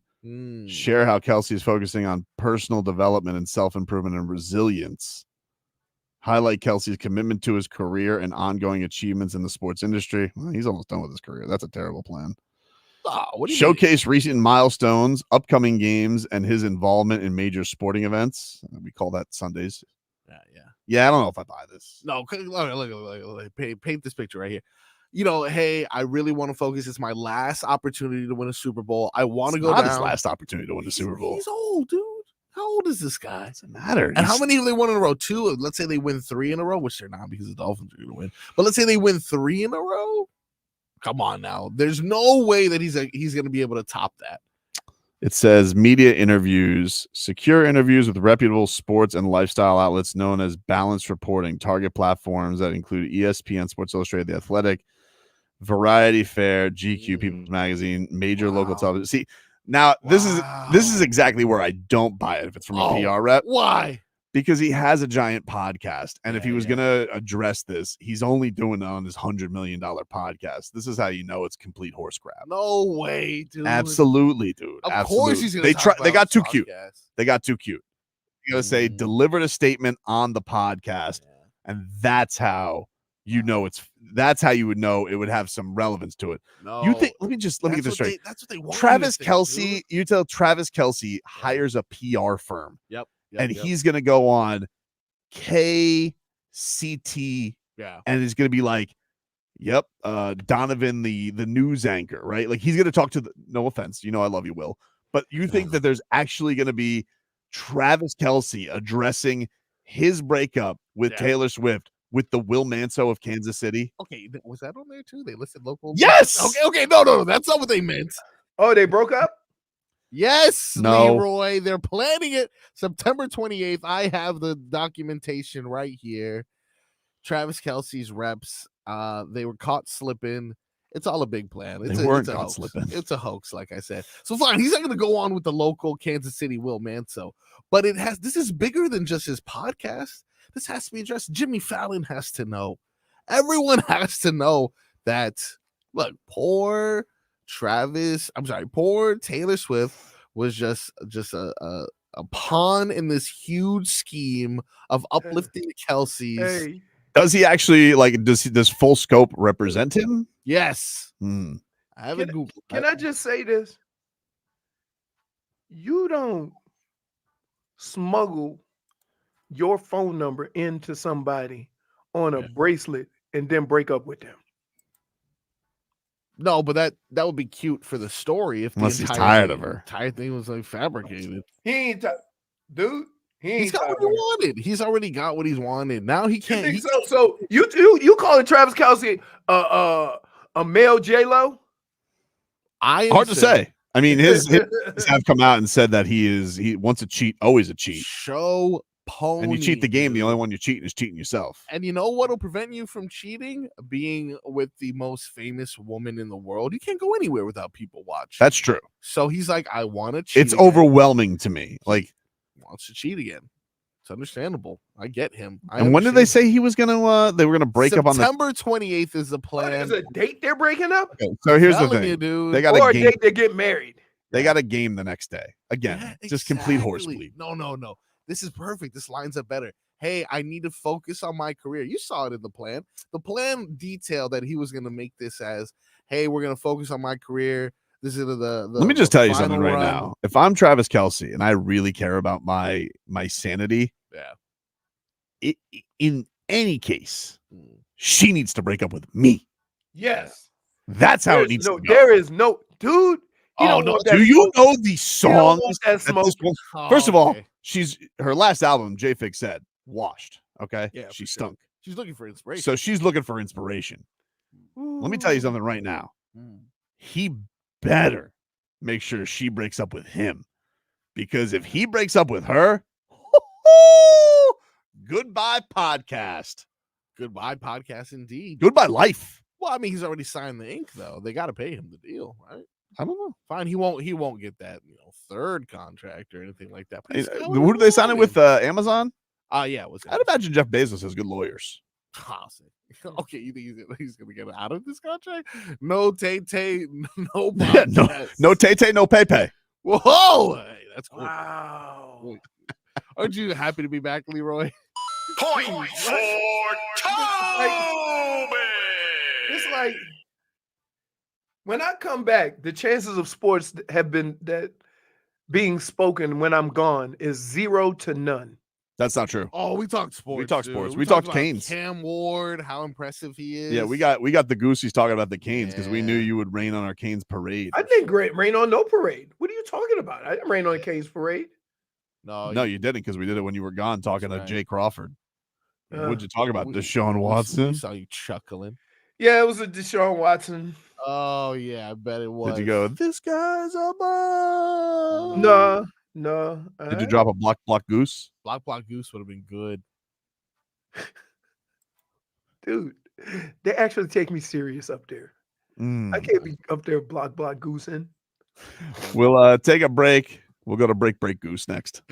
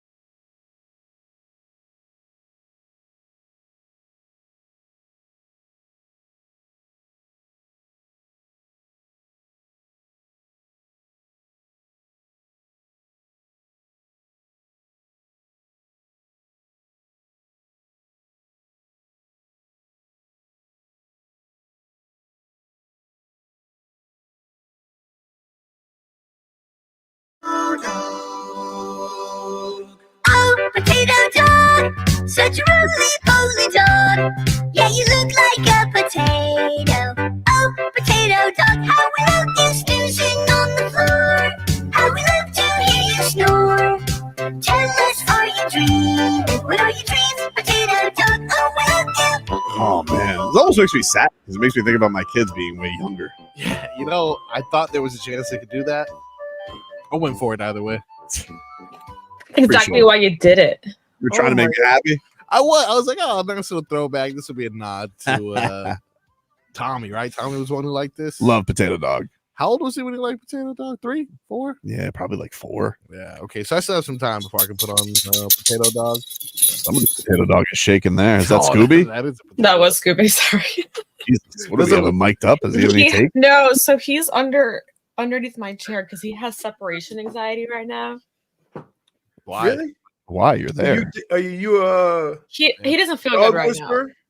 Yeah, I do. I whisper to him all the time. She went to work yesterday and he's like, don't do it again. Yeah, he said. He's whispering. You know, you said that Taylor Swift album sucked. I never said that. Stop putting words in my mouth. You never said it was good though. You never. I don't really appreciate that. Yes, I did say it was good. I said No, that you there were didn't. some good songs that I enjoyed. What's your listening favorite? to. That's not saying it's good though. That's saying like there's a couple good songs. What's your favorite Who's song? What's your favorite song? Who's that she Afraid sang? of Little Old Me? That's one. Who's afraid of little old me? Yeah. Barely got the Kelces. You see, they got a plan to get out of there. I don't like that you said that. It was interesting. Both Kelce brothers, one gets a big media deal, the other one gets re-upped. Do you really think that they'll be playing with people's emotions and their own emotions like that? Who makes an announcement on the 28th that they breaking up? Well, that's definitely one Conspiracy theorist. on the eve of playing. Like, I feel like that's a bye week thing if you're gonna do that. There we go. No, I think you want to focus on football. And that's a perfect way. Hey, before the game, we had a talk.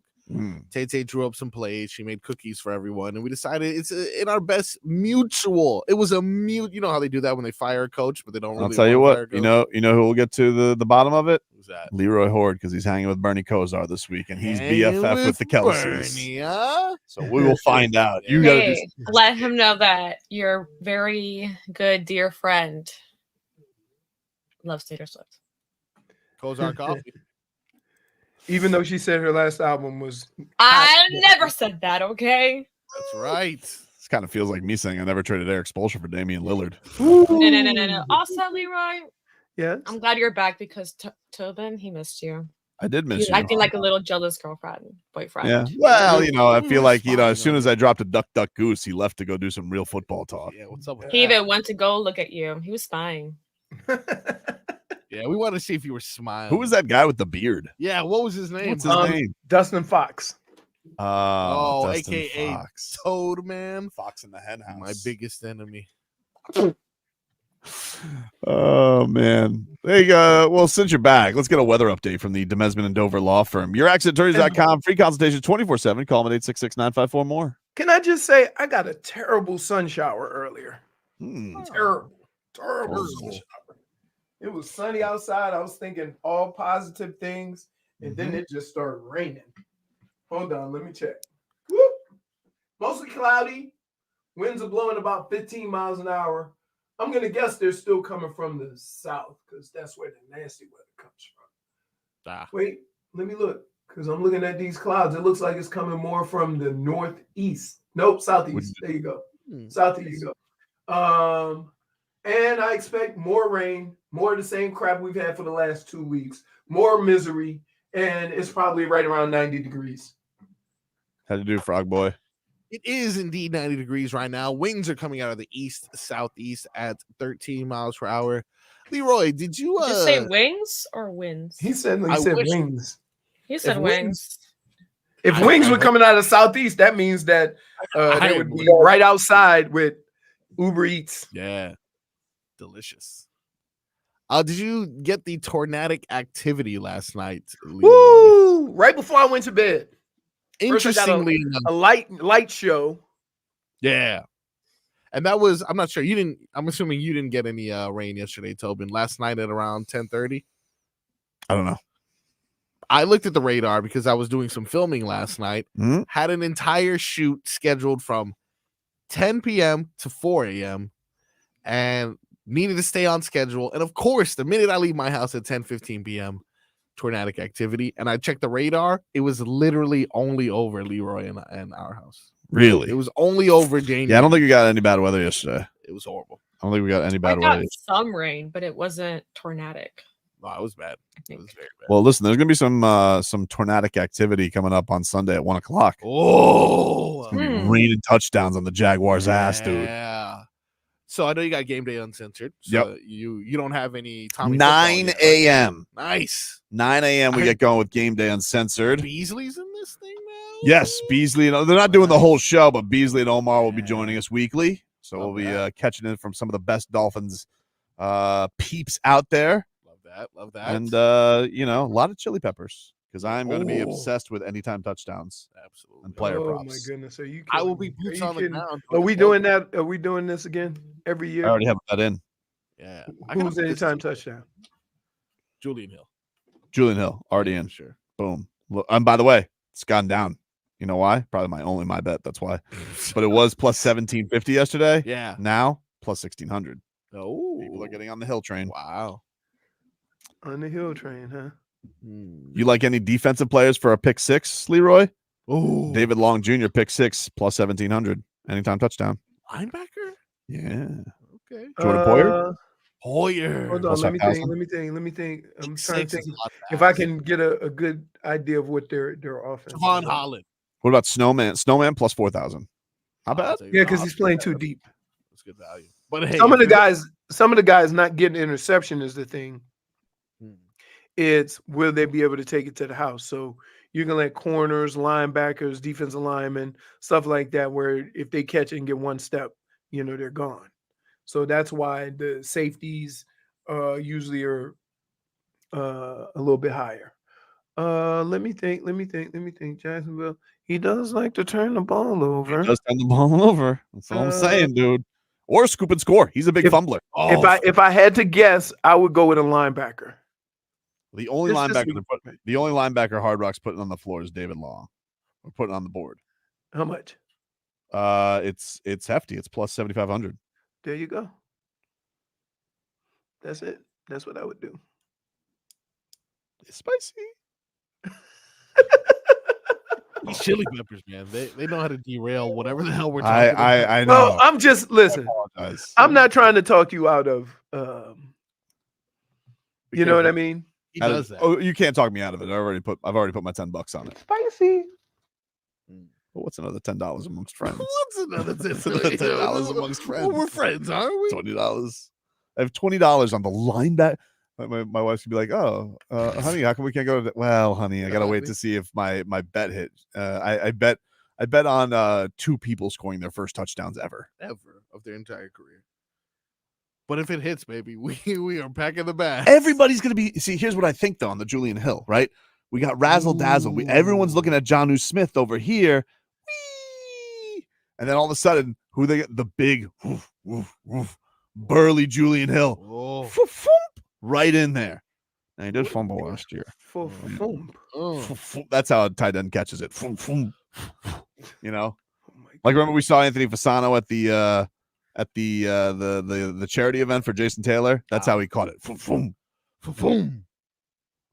Really? Who was your tight end? Who? In Cleveland. Oh, we had Mark Bavaro. We had was he burly? Kitchens. Mark Bavaro, yeah. You remember with the Giants? Nope. Yeah. Sounds big though. Early 90s tight ends are a little bit early for me, Leroy. Is he Italian? Mark Burley, the pitcher? That's what's his No, name? Bavaro. Mark Bavaro. Oh, Mark Bavaro. How could you forget? Oh, yeah. He looks like Anthony Fasano. Yeah, that's what I'm saying. That's how that guy caught. Remember that Tua line I gave you? 6'4". Down to 2.5. 2.5. You're obsessed with this, but you don't get paid that much on that. No, but if you put a lot on it, you can make a little. Leroy, he wants to bet Tua's rushing line, which is set at a measly 2.5. Come on. Yards? Yards. Oh my goodness. I tell you, put the house on it, dude. I'll tell you what, though, if I put the house on it and he doesn't get 2.5 yards, this guy is dead to me for sure. I've stressed mobility for the last. Ooh, Tobes. Hmm? That's a good bet. Come on. 2.5 yards? All right, let's What see. if he gets sacked? Dude. Fastest release in the league. We put $1,000 on it, right? We just put Like Trevor Lawrence's is 16.5. It's so much more respectable than 2.5. Oh, it's not. Because that means all Tua has to do is scramble one time. One time. He's not getting sacked, dude. But what if he's not gonna run? What if he does the little and then does the little sidearm? What the hell is that? You know, like the little A lot of juke sound that's effects with- today. Oh no, Schmeathan has a point. If he gets 3 yards and he takes a knee, is that minus yardage? Oh yeah. Oh no. That's why. It's a dangerous game you're playing. Hey, all those sacks. And Oh, well, hey, all them sacks count as negative yards. right, and that's the thing, Leroy, is he wants to bet this line, which is a fun line. But here's the thing: it's minus 125. Like you can't make any juice on it, dude. Okay, Yeah. If I put $2,000 on it, Hey, Like even if you go to if you go to oh, you want to talk about hating somebody? yeah, Let you bet all that money on 2 yards. can't get and do 2.5 yards. Wait, because guess what? You know what also mobile quarterbacks do? What? Run around and run backwards and turn a 2-yard sack into a 15-yard sack. I'm gonna hypothetically place this. And if I care about you. And if for some reason can I just say this? He doesn't get it, I'm gonna break his legs. now I see why Glennis don't come nowhere with you.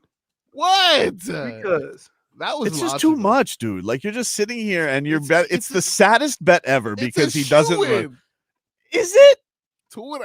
Now you got me nervous. Is it a shoe-in? It should be, right? How many games did he rush for over 3 yards last year? Not a lot. Not a lot. I'm gonna. Can you find Tua's rushing game log? I think I can. That's a really embarrassing line, dude. 2.5 yards. They just don't know how mobile he is anymore.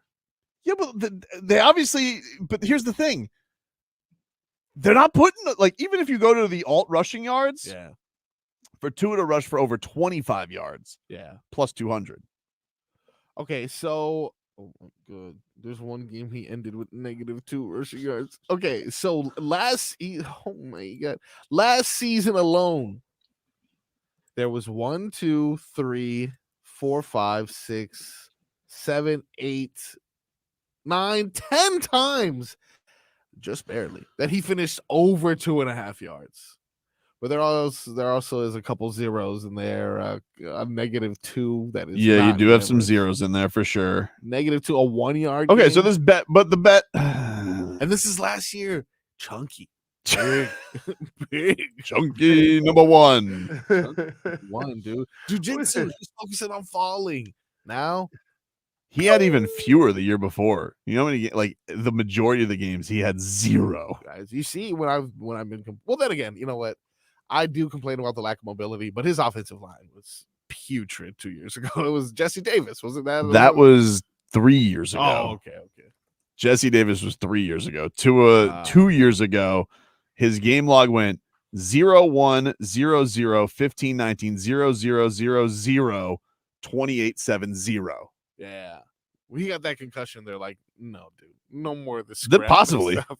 No more of this scrambling stuff. The NFL had to make a call like, hey, you're making us look bad, dude. No more of this scrambling stuff. This elusive unicorn of thin Tua from his rookie year. Yeah. Like that. 0, okay, 35, which I'm pretty sure is his career high. That was the Whoa. Cardinals game. Everybody goes back to that. You guys remember that one Cardinals game where Tua was Michael Vick? Damn, he was moving. Outdueled Kyler Murray. Like everybody's looking for that Tua. Yeah. Every time I hear about mobile Tua, which he's not going to be mobile this year. No, he's mobile. He's not going to be mobile this year. Fly like the wind. He's Tua. not mobile. I don't want him to be mobile. I want him to sit in the pocket and throw darts. I didn't want Drew Brees to be to be mobile. Yeah. I don't want him to run. How fun was Cam Ward though? Yeah, but Cam Ward is a different quarterback than Tua. Fast. Okay? Mobile. I understand, but I don't want Tua to be Cam Ward. I want him to be Tua. And every time I got some jackass Dolphins fan throwing the Cardinals footage in my face, acting like he ran for 90 yards when he ran for 35. Yeah, career high though. Whoa. Jeez. Pretty good. Stop telling him to run. And you have been on this incredible quest to turn him into Josh Allen, which he is not. And I'm almost done. I have almost completed the transformation. You watch tomorrow. I'm sorry, it's on Sunday. I'm going to tell you something right now. Yeah. If Tua gets hurt out of the pocket, I'm going to break your legs. No! It's going to be your fault. My frog legs.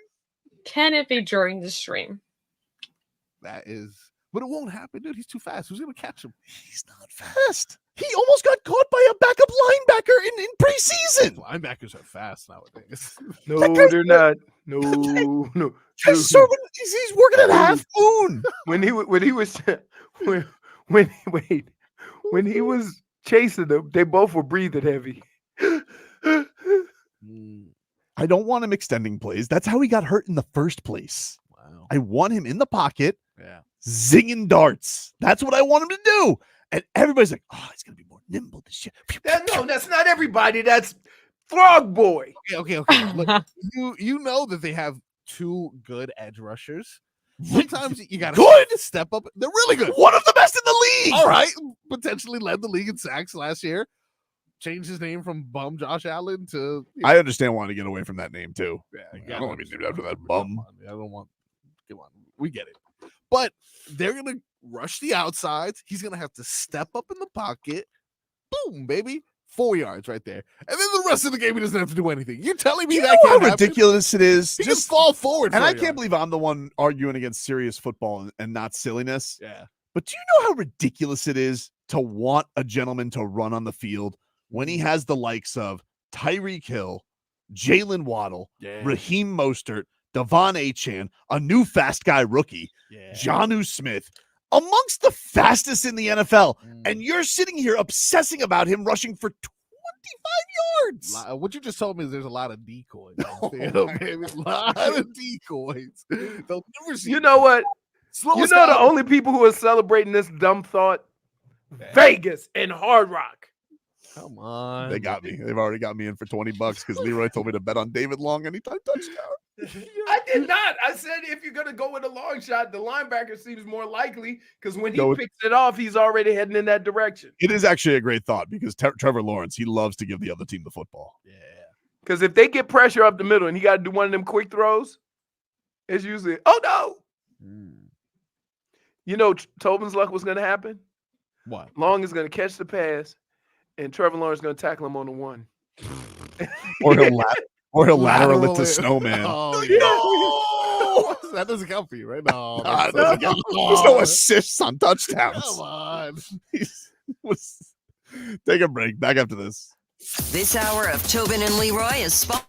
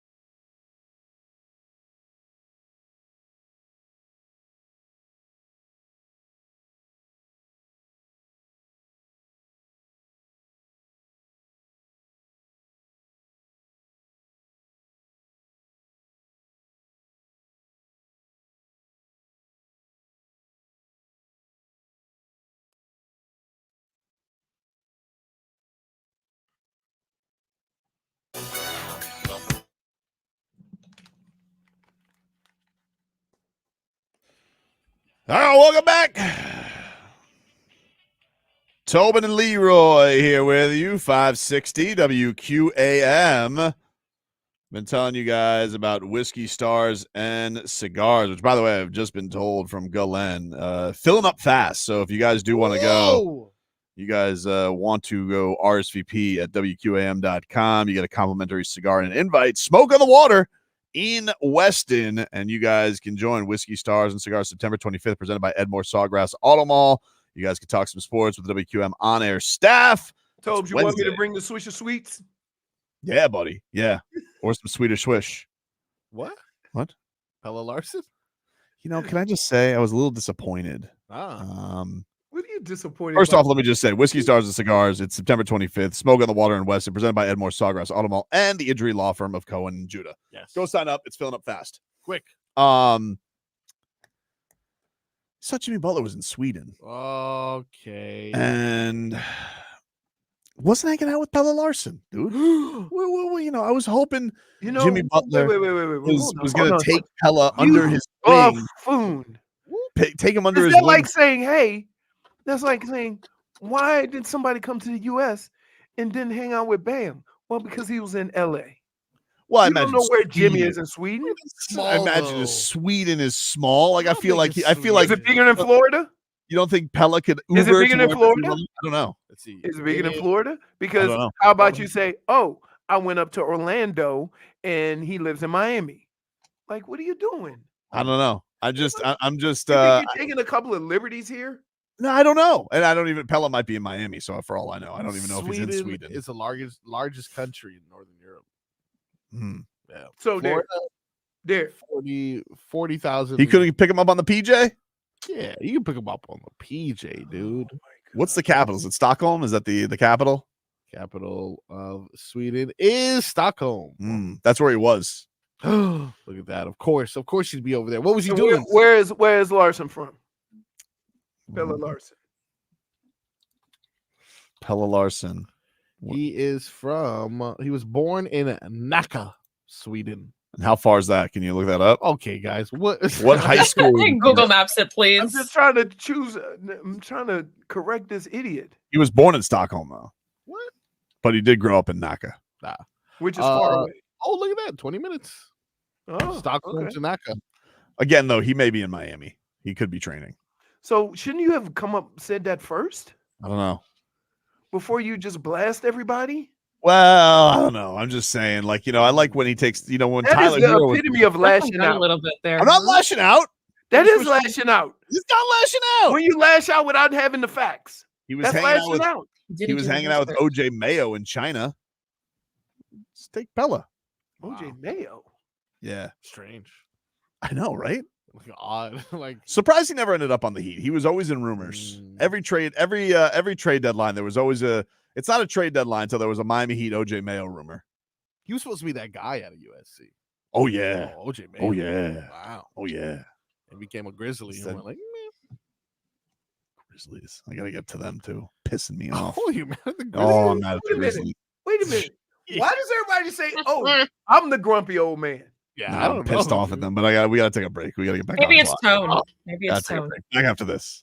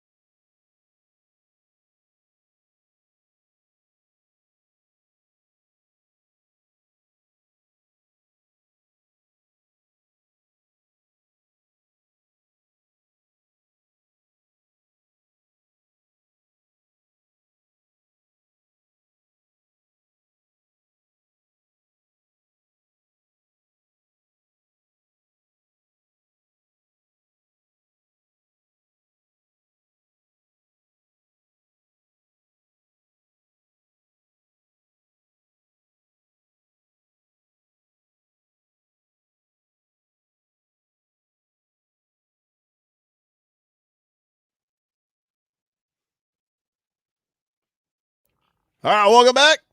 Tobin and Leroy here with you, 560 WQAM.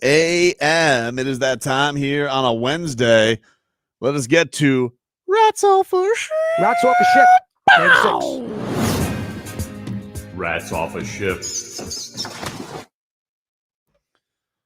All right. It is that time here on a Wednesday. We've been playing for like a half a second now. That's just because we're trying Copyright.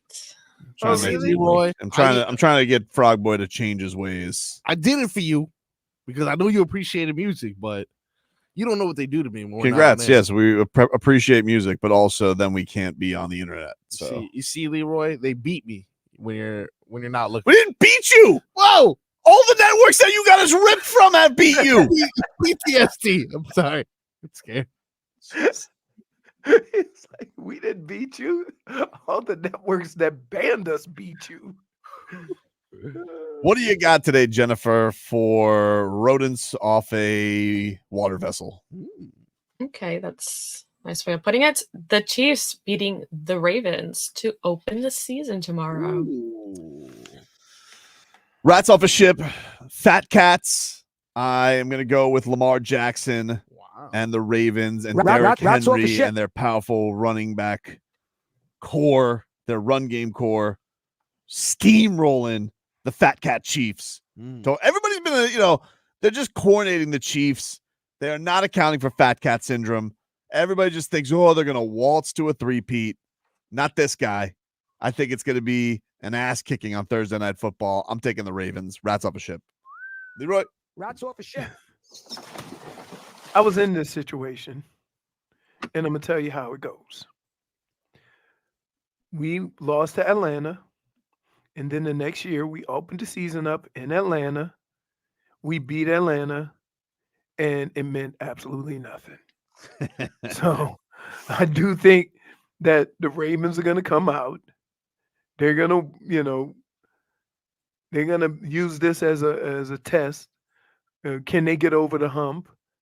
They're going to come out enthusiastic, physical, running the football, all these great things. And it's not going to be nothing. But that being said, you are rats off a ship.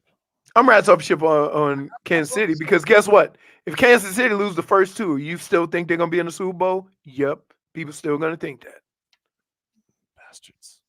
You can't doubt. They earned it. They earned it. Annoying. I love when you get too good, then people hate you. Yeah, I'm getting there. Getting there, you just called them bastards. Like, are we not there yet? There's more. It's respectful bastards. Oh, respect. Respect. There's certain words you could call somebody, and you can't say, I mean this with all the respect in the world. That's one of them. No offense. When I call you just a bastard, it's with respect. When I call you a rat bastard, then you know you've offended me. Oh, so the term rat. It's kind of when they say you're an idiot, but like it's love. Exactly, dude. Oh, exactly. Yeah, well, where are your rats, JFig, with Thursday Night Football? I'm not rats off a ship. Like you said, does it really matter? Doesn't matter. Oh, what do you mean it doesn't matter? That's not the question. The question is, do you think they're going to win or not? Yeah, like I said, I'm not rats off a ship. So you think they're going to win? Yeah. Okay. Yeah. Frog boy? Surprised you picked the Chiefs. Surprise. I was just waiting for that reaction. That's like, to her, that's like picking Taylor Swift. That's, you guys, I know how to separate sports and Taylor Swift, okay? Let's not blend them in, okay? Especially after this last album. Really easy. No. Okay. No. They thought Taylor Swift was going to have a three-peat too, and then what happened? The Poets album. Stunk. You guys are the problem here. All right, Marcos. The only one that were tortured. Where are your rats? So wait, is it am I Minus right one. off ship the Ravens? Do you think the Chiefs? The question is, the Chiefs are going to beat Why the did you Ravens? make them up understandable questions? It's a pretty easy one. The Chiefs are going to beat the Ravens. Are you just rats off a twisting ship words. or not rats off a ship on the Chiefs beating the Ravens? Where are your rats? I'm rats off a ship. Rats off a ship. Of course you are, hater. Section 22, Article 4 of the breakup. You mean The page Chiefs 4? must go through a losing streak in order for Travis Kelce to justify his breakup on September 28th, meaning they will lose tomorrow. All a part of the plan. I've already seen it. Wow. All right. Number 2, Jennifer. Kyle Brandt calling Mike McDaniel uncool. I don't like this. I don't like Kyle Brandt. He's on TV That's right an now. automatic -1. That's Kyle Brandt. Thinks he's something. Here is him on Good Morning Football. -1. I think it's a Mike McDaniel conversation. Like, this is the guy who's going to get them there. And there's a cool kids club of young coaches right now that he should be in. For all he represents as an original personality, original perspective, great backstory, incredible future. Mike McDaniel should be a celebrated story in this league. The best coaches win playoff games.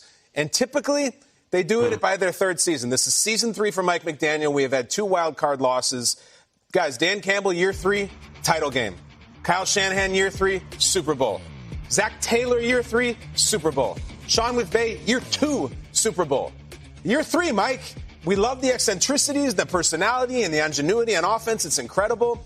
It's a couple wild card losses. You have Tua entering his prime. You have Tyreek, maybe in the last year of his prime. We don't know.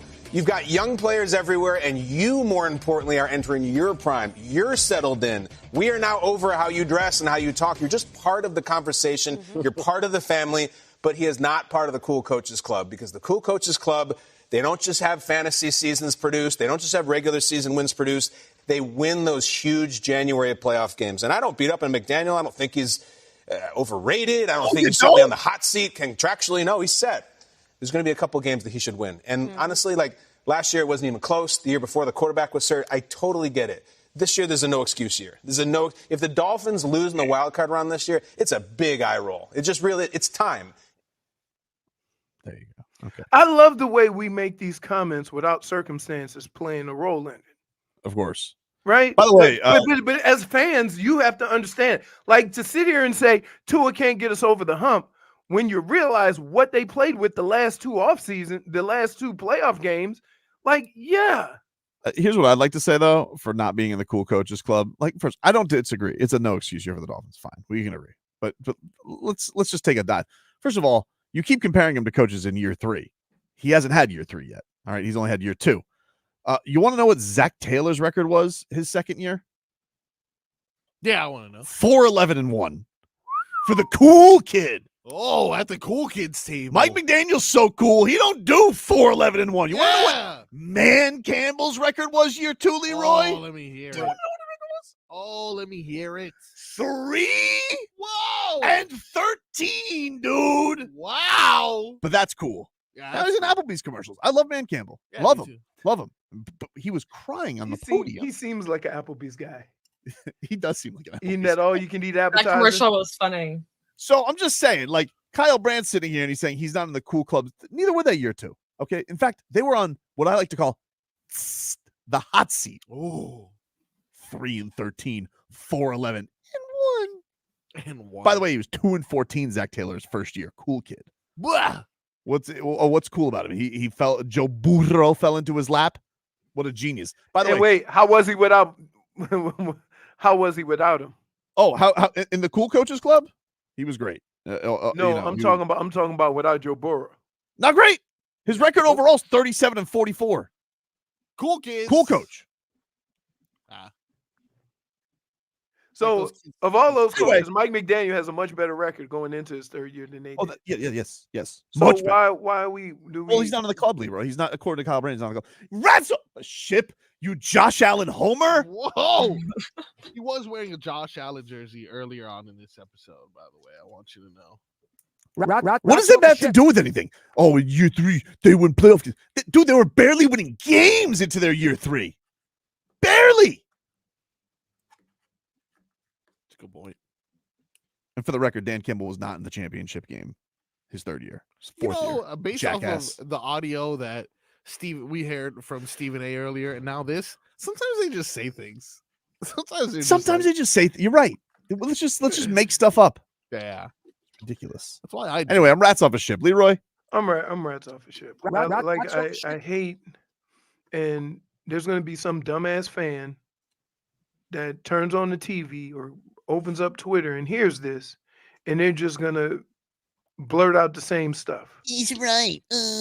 Right, exactly. Okay, cool. Yeah, we understand this is a do or die or this is a big season. I'm not disagreeing with you. Every Dolphin fan is pissed off and doesn't want excuses. But, like, hey, Football Reference, Kyle, You have like 900 interns. Kyle, why don't you go and look up what these guys' records were in their second year? Go ahead. Do it. But they didn't have Tyreek Hill. Oh, I'm sorry. Is it a cool coaches club or a cool players club? Kyle? Where are your rats, JFig? I'm super rats off the ship. Kyle! Kyle? Rats off the ship. Yes, Scooby? What do you say about Kyle? Yeah. He's shaking it off. He's not in the cool coaches club. Oh, he's not? Really? How come your show was referencing how cool he was today? With his sick-ass glasses, his sick-ass shoes, his cheap motion, which everyone's trying to copy. Everyone's doing it. So much so that you have this big baby Florio whining to the league trying to get it outlawed. Him and Chris Sims, those two yahoos. Shocker. Yeah, Kyle. But Kyle wants to tell you he's Kyle? not cool. What about Zach Taylor? Oh, you mean the guy this week who told me, oh, Jamar Chase is going to be back, except Jamar Chase showed up to practice in pajamas? I think he's going to be back. He'll be back practicing today. Oops, I stepped in it. You know who doesn't step in it? Mike McDaniel. You want to know why? Never gives you a timeline. Never gives you a timeline. Yeah. He'll just give you a lot of words. lot of words. Where are your rats with Kyle, Frog Boy? Kyle's a bum. But Mike McDaniel said it better. He actually addressed these allegations. And this is what he had to say. F off. Whoa! I'm with the coach. I like that. Rats off a ship. Great take, Kyle. Kyle. Kyle. I bet you if I asked like 10 football fans, how many think can name who the coach of the Bengals is? Because I bet you they all spit back Joe Burrow. Zach Taylor's in the cool coaches club. I just had to think about effing it. kidding me. I bet he steals chips too. What's number 3, Jennifer? Ray Gun saying conspiracy theories Rats about off a ship. Drake Rats Sick off of the her, ship. dude. Olympic team are hurtful. Enough of Reagan. Oh, The only person who's outlasted their 15 minutes of fame longer than her is Huck Tua girl. Just signed a deal. Oh my god. Enough of it. Now What's she the first was podcast about? That's a Huck good question. Tua. Yeah. That is a good question. But yeah, she did recently sign a podcast deal. Who hasn't? Is it for She 100 did? million? I'll tell you right now. She just this was days ago. I know she was kind of fishing for it, but I saw she was actually doing that poker thing too that Jimmy Butler was doing. Oh, really? Yeah. Wow, it sounds like that guy's got a lot of high standards. You want to have Jimmy Butler back, but you got the Huck Tua lady there. You know who gave her the money to do the podcast? Jake Paul's company, Better. Of course. Congrats.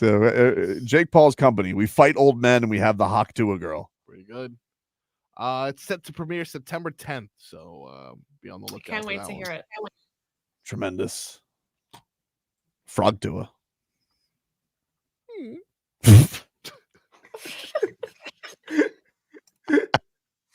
Anyway, rats off a ship on Ray Gun. Yeah. Leroy. Rats off a ship. Rats off a ship? What do you? Yeah, come on, cut it out. Wow. Listen, the internet's here to Rats the off the internet ship. was here to laugh at you, and that's it. You're terrible at breakdancing. You got the sport canceled. It's time to move on, Reagan. You got That's a the sport canceled. Removed Of from the Olympics. Crazy. JFig? You know what? I'm not rats off a ship, okay? They're hurtful to her, so we have to respect it. Are they?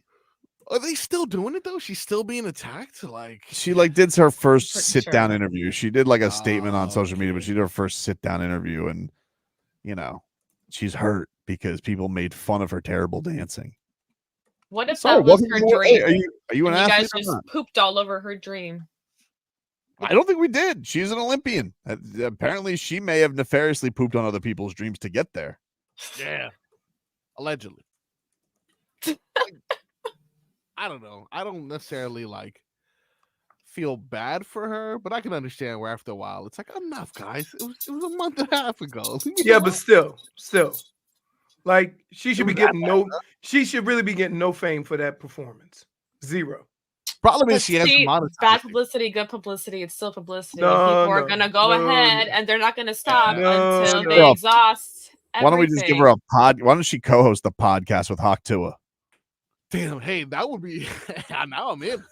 Now I'm in there. I'd listen to it. Give that dog some flea medicine. That's so mean. Jeez. Frogboy. Stop, buddy. That's a -1. Just give me sign. That's a borderline point. I'm not gonna lie to you.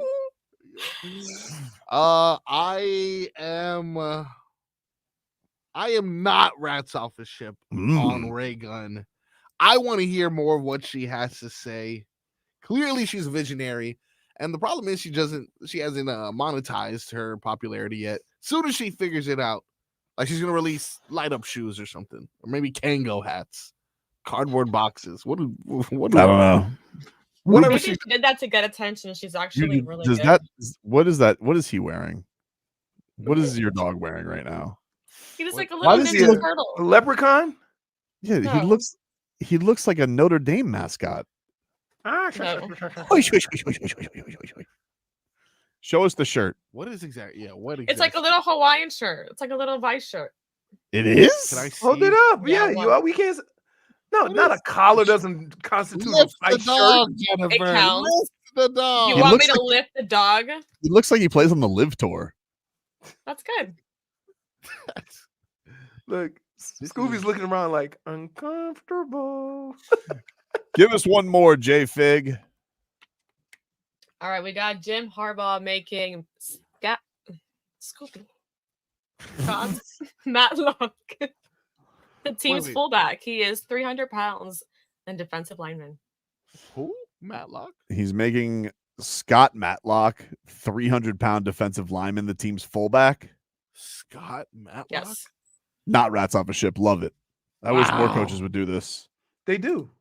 Love it. No. Goal line situations? Goal line situation. But this is actually listed. This is a starting fullback, not a... Well, he's not the starting fullback. I don't think he's the starting fullback. I think he's the fullback, which they never use except in short yardage. Oh, my goodness. I said, look, it said NBC Sports reports Chargers list 296 pounds Scott Matlock as starting fullback. He's the starting fullback? Yes. Hold on. Yeah. That's good. If you play a one-back set, you use fullback 10 plays a game. So, yeah, he's the starter, but it's not like he's playing 40 plays a game because they don't use a fullback, just in short yardage situations. He had 2 touchdowns in college. 2 touchdowns. Pretty good. Those yesterday. What? Leroy gets 2 touchdowns in his sleep. My sleep. Me too. I get touchdowns in my Although sleep. I can say I've only had 3 once in college and once in the pros. Anytime fat guys score, it's good for the game. Yeah. Number 99 scores a touchdown. That's cool. Yep. Not Jason Taylor, though. When he did, that was amazing. No, but that wasn't like when you say fat guys. He wasn't. No, he's not fat. He's handsome. Yeah, for sure. Slim. I'm gonna see. I'm gonna look during the break. There's no anytime touchdown for him. Dude. You don't know that? There's no way. You don't know that? Alec Ingold doesn't have any prop bets. You think this guy does? Good point. I'm just telling you, there's no way. Nah, he doesn't. Damn. Take a break. Back after this.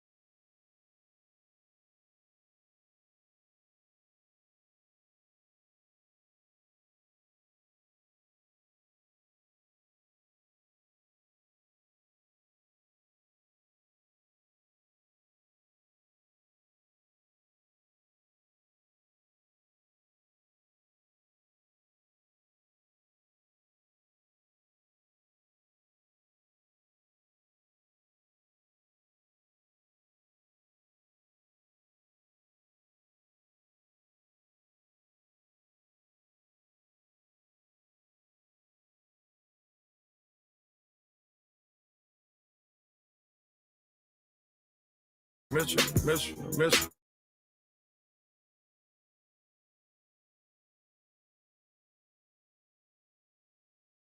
All right, welcome back. Tobin and Leroy here with you. Final hour of the program. Let's get to a game week report, which is brought to you by Miami-Dade County Public Schools Technical Colleges. Are you ready to level up your career game? MD CPS Technical Colleges have got you covered. Choose from tons of programs.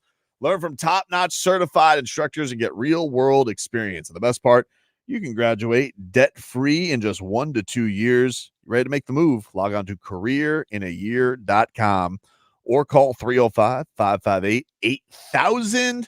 MD CPS Technical Colleges, your best choice for a brighter future. We are getting ready for Miami Dolphins, Jacksonville Jaguars, week 1, Sunday, 1 o'clock from Hard Rock Stadium. The weird month. Nothing is the same this month with the Dolphins' first month. You got this, then you got a game 4 days later. Then you have the longest trip that you could make in the league to Seattle.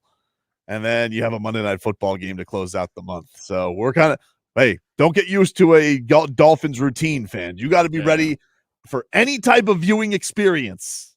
What do you, with this gauntlet of travel and games early on, what is your ideal, obviously 4-0, but what is your ideal record coming out of this 4-game stretch?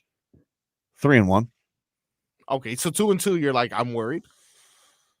Depends which 2-2. No, oh my God. Okay, there's one game the Dolphins could go 1-3 this month, as long as that 1-3 was against the Bills. As long as the 1 was against the Bills, I'm okay.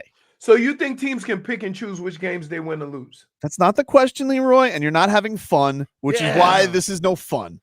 We're talking about which games do you want to win the most, and if I had to power rank them, it's Bills. That's the game that I care about the most. They could be 1-3, but I'd be all right if it was the Bills game. Now, realistically, would I be okay with 2-2? Yes. You probably want to beat the Bills and then you want to beat the Jaguars because they're going to be in the playoff picture. You want those tiebreakers. Realistically. Because you don't really care about Seattle. It's an NFC game, right? And then oh, crap. Titans. I was just thinking I played when Seattle was in the AFC. Yeah. No, it's not anymore, dude. All right. They're wearing their throwbacks this week, though. They are wearing their they're bringing those back. That's the lone throwback I don't like. Really? I like their new. I liked when they went to the lime green and the blue. I prefer that much more. I think the lime green and the blue uniforms are hideous. Oh, I love them. I like the silver ones. I think they're badass. I like the silver. That's where it's coming back. That's what they have this week. And then the Titans game. The Titans, I just need to exercise demons. Okay. Yeah, for sure. Titans, I have to exercise demons. So if I really had to power rank it, I'd go Bills, Jags, Titans, Seahawks. But they better beat the Bills. I'm telling you right now. You better beat the Bills. Really? Oh, you better beat the Bills. I mean, you better beat them. Statement game. I think they have to beat Jacksonville. Do we have to be? I mean, yes, because it's the first game of the season. First game of the season. Yeah. There's your nothing that gets you going on a positive note like a win the first week. Because you don't want to start the first week already and say, oh, well, there's some things we got to fix. There's some improvements we got. You don't want to start like that. They got to they got in their building Frogboy with Mike McDaniel, who's good, always been good coaching at Hard Rock. He's always gets off to fast starts. You know, there's no excuse either way. Like, they're both facing new defenses. They both have new defensive coordinators, so nobody has film on each other on these defenses. You know the talent, but you don't know the scheme. You know, so they both talked about that. You know, health-wise, yeah, you don't have Bradley Chubb, but you got Jaelan Phillips who beat science.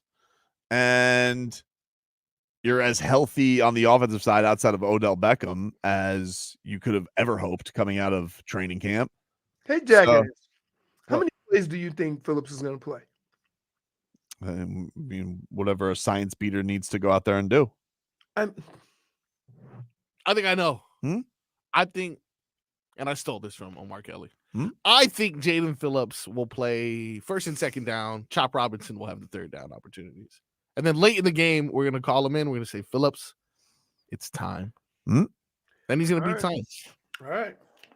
22 plays. You heard it here first. If he gets 2 sacks, will you admit that he beat science? 2 sacks. How many plays? I didn't ask that question. I just asked simply, No, did he but beat? dude, it matters. First of all, you didn't. Please. First of all, you didn't even think he was going to play this game. So No, I didn't. you moved the- No, I you moved didn't. the I goalpost. didn't. I didn't move the goalpost at all. He's moving it. Currently moving it. Sorry. I don't know what I didn't move it. Wait, you know that saying that I don't think he's going to be ready is not moving the goalpost. Oh, that's moving it. You said week 8. First of all, you know, you hobnobbed with him at Old Navy. Yeah, look at and he how told you how he beat science, and you No, still he don't did believe not. him. Wait, you didn't even hear our conference. Oh my god. You guys He heard it. No, you didn't. What were you guys talking about then? What I was it told then? you just nothing in particular. Like I don't Yeah. talk to players about injuries. No, I heard actually Leroy. This was him. And Leroy was going up to Jaelan Phillips, and he goes, "Miss Christian," and he goes, "I miss him too, but not as much as Zach Sealer." It's different. When I saw Jaelan Phillips in person, first thing I did was uppies. Oh man, Can't believe you, Leroy. You doubted our boy to week 8. I didn't doubt him. Okay, so you said it's all about plays, but like Tobin said, let's say he only plays 2 plays, gets 2 sacks. I mean, does that mean he's back? 2 sacks. I mean, 2 See, sacks. like, that's 2. Okay. All right. This is a stupid conversation. Whoa! Come If he on. plays 2, wait. So let me get this straight.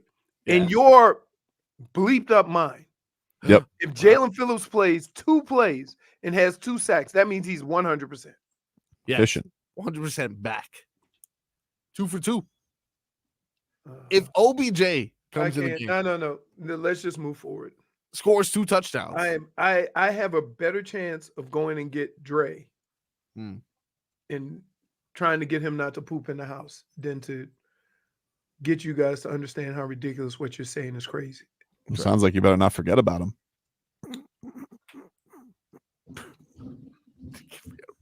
Forget about Dre. That's why I did that. It's pretty good. It's pretty good.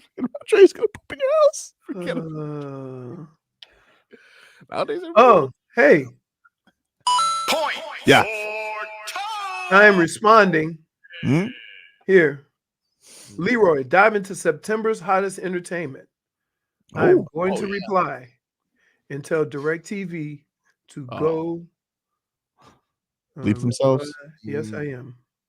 Right. Leroy, I got a caller who called in. I don't know if I should trust him though. His last name was LeBron. But anyway, he gave a website app or whatever that apparently he pays $15 a month and he gets all the streaming services. He was trying to solve your streaming problems, but I felt like if I put that to you. No. All I have to do is I know what I have to do. I have Disney. So I just have to do the extra $6 or $7. That's not the point. I pay DirecTV for that. That is part of our deal. They can't just, oh, sorry, we didn't work out an agreement. That's what you sold to me. You sold me It's time to break up, dude. You sold me the whole package with ESPN. Once you start charging people for it, you can't say, oh, oopsie, keep paying. Mike McDaniel, by the way, speaking to the media, according to Barry Jackson, he's declined to say if Jalen Ramsey, who has not been practicing recently, will play Sunday, but said there are no setbacks. Quote, I've never been more proud of the play of a player not practicing. Barry adds, body part will be revealed later today with the first injury report. Yeah, these injuries are starting to scare me. I'm not gonna lie to you. But it's okay. You know, he'll be back. Easy peasy. Easy peasy. I don't like that he's not saying anything about it, though. It's Wednesday already. Coaches are very secretive, dude. They're not going to say when they don't have to say stuff. He doesn't have to. So why say anything?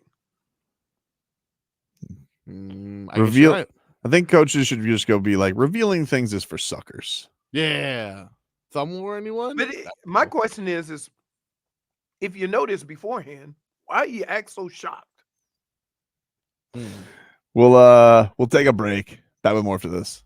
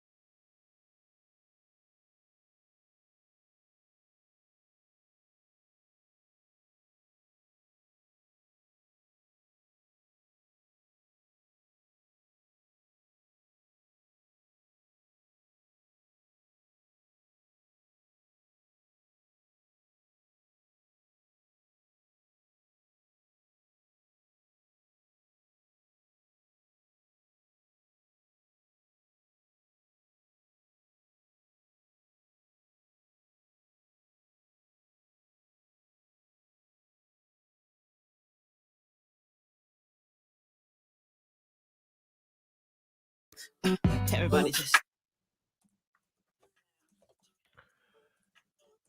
Welcome back to the Tobin and Leroy show. Where is he? He's hobnobbing somewhere, dude. I saw him go in the direction of the Celsius. I thought he was going to grab a Celsius to come back. But he could be invading that private studio. Sometimes he sets it up for production. But enough of him. Enough of the people who aren't here, you know? Let's talk about the people who are here. The lovely, lovely JFig and Leroy holding things down while we wait for Hobnobber to finish. Not sure if you guys had a chance to listen to our Labor Day best of. Maybe you were in the car for a moment. No. But How did that go? It was fun putting together some segments because one of the ones that I put together was this was another time that Tobin had been out. It was Family Feud edition, right? But it was Tobin and Leroy Family Feud edition. So it was like top 5 answers on the board. Name the best moments from Vegas. You know, and it was like the coffee, when, you know, ninjas, the hooligans, and it just kind of reflected on the best moments of the show, you know, the stories we constantly tell. And it made me think the next time we play a game, next time we have opportunity to play some games, we got to reflect on the good times, reflect on the things that we may have forgotten about. So, like, for example, JFig, do you remember Why You Always Lying? Yes. Right? I was thinking about that game the other day. It's been a while. Part of the reason why I'm known as Frogboy now, because of that staple segment of Why You Always Lying. But, you know, when Tobin is out doing business-related activities and your boy is in the driver's seat again, be sure the silly sauce will be up and running. But where were you, Hobnobber? -1. Me! For lashing out. I thought you were getting Celsius for us and you never came back. I'm not getting I'm not getting more Celsius until they bring some new -1. flavors. Oh, you're over the flavors? You've had I want some new stuff. You know, they told me a while ago that they were coming out working with on stuff. cherry. I heard they're coming out with cherry cola. Yeah, I have heard cherry like cola that. on the way. I like that. No, I was listening to Mike McDaniel's press conference. How dare you Sorry. focus on your career? What? How dare you? No, I just wanted to you hear. tried to get ahead. I was trying to hear what he was saying about Jalen Ramsey, and you know, now he said a lot of words. Question. Question. Yeah. You go into this Mhm. and you're listening. Yep. And you know for a fact that the injury report comes out tomorrow. Later today. Later today. Right? Yep. You probably have an idea he's not going to say anything. Yep. Why are you shocked when he doesn't? That's what gets me.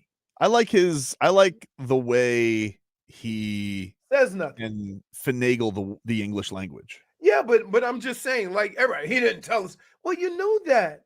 Like, all these reporters in there are in there every day, been following football forever. Know damn well he's not going to say. So why ask? It's their job. No, your job is to get answers. Which you cannot do without asking questions. But if you know the report comes out later on the day and the guy is known for not saying nothing, then why waste the question on that? I don't understand. Well, I just waste a question like you act like it's lives in Mario Kart. Like you know, but like, I'm just saying, you get more questions if he wants to answer it long and say nothing. Then I guess the only thing they're going up against is when practice starts or whatever the next meeting he has to be is at. I'm assuming there's a bunch of smart people in that room. And then sometimes they'll say, I don't expect you to answer this, but I got to ask it. No, you don't. Nah, sometimes you do. Like, for example, the Brian Flores thing it's like, all right, you've addressed it enough, but I got to ask you about this. And there's times when you shouldn't mention things that may potentially ruin the Heat's offseason because you get Pat Riley angry. You know, I didn't get him angry. You know what you did, I didn't dude. do anything. You know what All you I did. did was You ask him about something that Jimmy Butler said. I did not stir the Not pot. your first I'm rodeo. not You gonna did be this and it landed everywhere. This is completely ridiculous. Not your Okay. first rodeo. All I did, first of all, the only times that I've gotten Pat Riley revved up about something, okay, the first time was talking about the finals. And if anything, I asked a question where he was reprimanding me, and then the word asterisk came out of his mouth that he had to come back and walk back and clarify. So that was the first time that Your fault again. Not my fault. Not my fault. For sure. And then I had to ask about Jimmy Butler trolling everybody with his saying he would have beaten the Knicks and sent the Celtics home, which we'll never know because he was maybe tipsy at the back of the F1 pit and he was bleep talking to somebody. And Pat Riley didn't like it. Very clearly. I didn't know it was going to end with him saying, keep your mouth shut. You know, with an emphasis on the. Yeah, for a person who doesn't seem to. All right. But I'm not stirring the pot. They were completely reasonable questions. Can I just tell you, you go in these incidents and make a nice big pot of gumbo, stirring it up. Not fair. This is not fair. Not fair. Your pot stir. You want to know who's stirring the pot? Pot stirrer. I'm not a pot stirrer, JFig. But who? Yeah, you are. You want because you know what? When you get these responses, you laugh, you smile. I don't laugh. He finds ways to get these responses. He loves that. Yeah. It's not true. You guys act like I'm some kind of busybody. Like I sit here and I just enjoy the chaos, and I don't enjoy the chaos. Really? I want to enjoy the chaos. You I don't like love the chaos. You enjoy the chaos. You love chaos. I don't like chaos. All I said all summer was pay Jimmy Butler. I was the only one here. Everybody was very mad at him. And I said, I'm very grateful for him. Pay Jimmy Butler his money. And they said, no, kick rocks. He's too old. And so that's them. That's not me. No. That's not. No. That's not what they said. What they said was the guy's played, 60 games the last 2 years. I would like to see you participate a little bit more before we decide to commit to you for an additional year. Yeah. And I recall, I do not want Jimmy Butler. That's not what I said. That's what you said. Speaking of saying a little bit too much, so we know there's been some rumblings about Bam Adebayo's dating life. Oh, yeah. He may be dating the greatest women's basketball player on the planet and may have been for a while, Asia Wilson. Yes. Well, Bam apparently was getting an honor today by the Miami-Dade County Mayor, Danielle Levine Cava. Oh, nice. She was presenting all the gold medalists from Miami-Dade or playing for or representing Miami-Dade. Apparently, we're getting keys to the county. I guess that's cool. So. Well, can she get the street sign up? I could ask. Yeah, got a better chance with her for sure. Well, apparently she's got a little Goran Dragic in her because she's too honest. Too honest. Because Asia Wilson was in attendance today at City Hall, and she said, and mind you, she had a game last night in Las Vegas. Whoa! And she is sitting with Bam Adebayo's mother. Lovely dress. They all look very fancy. And the mayor, maybe was, if I'm honest, a little too honest. Yeah, Asia Wilson. And she won gold in women's basketball. I guess that has something to do with Bam and the Heat, huh?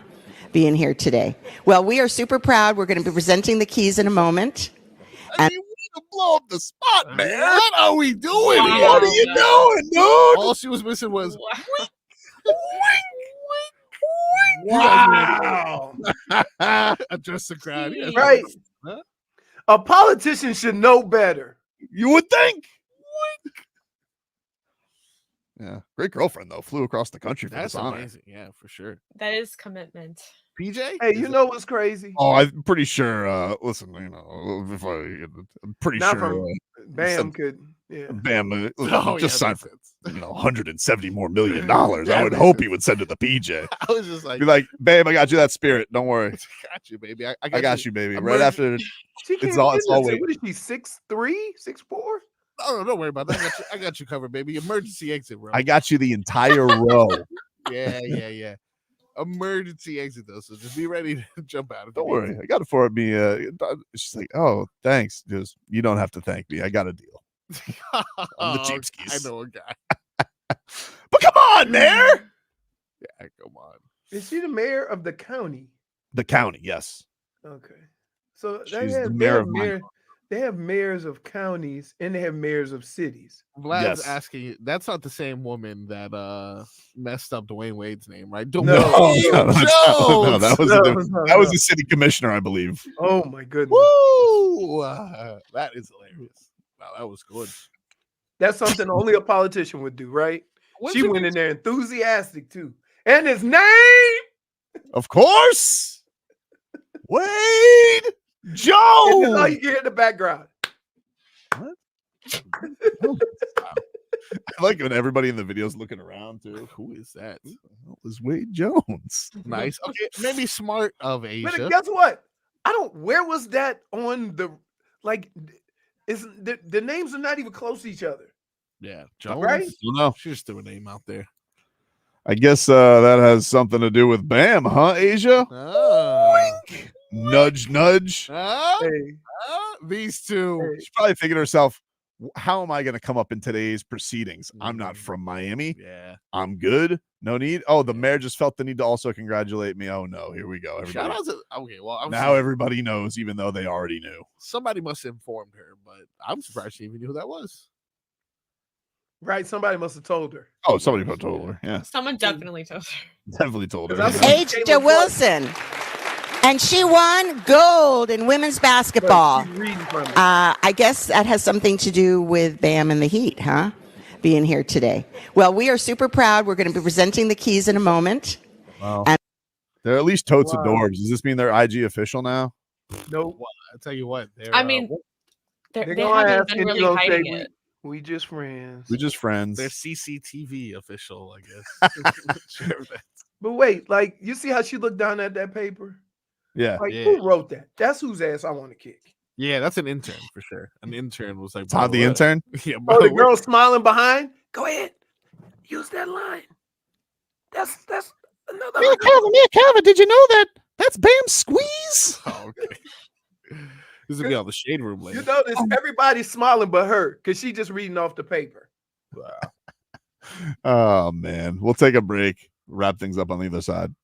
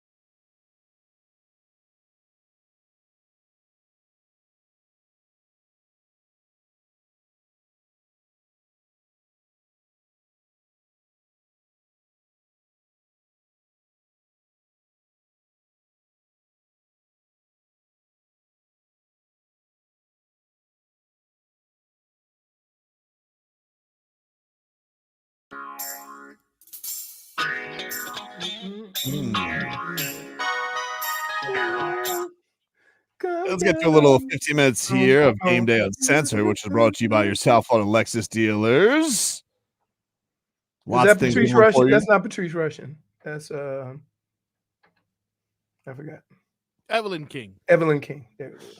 The Lexus Golden Sales Opportunity Sales Event going on. Go learn more at lexus.com/offers. Bam Adebayo, by the way, has has tweeted out a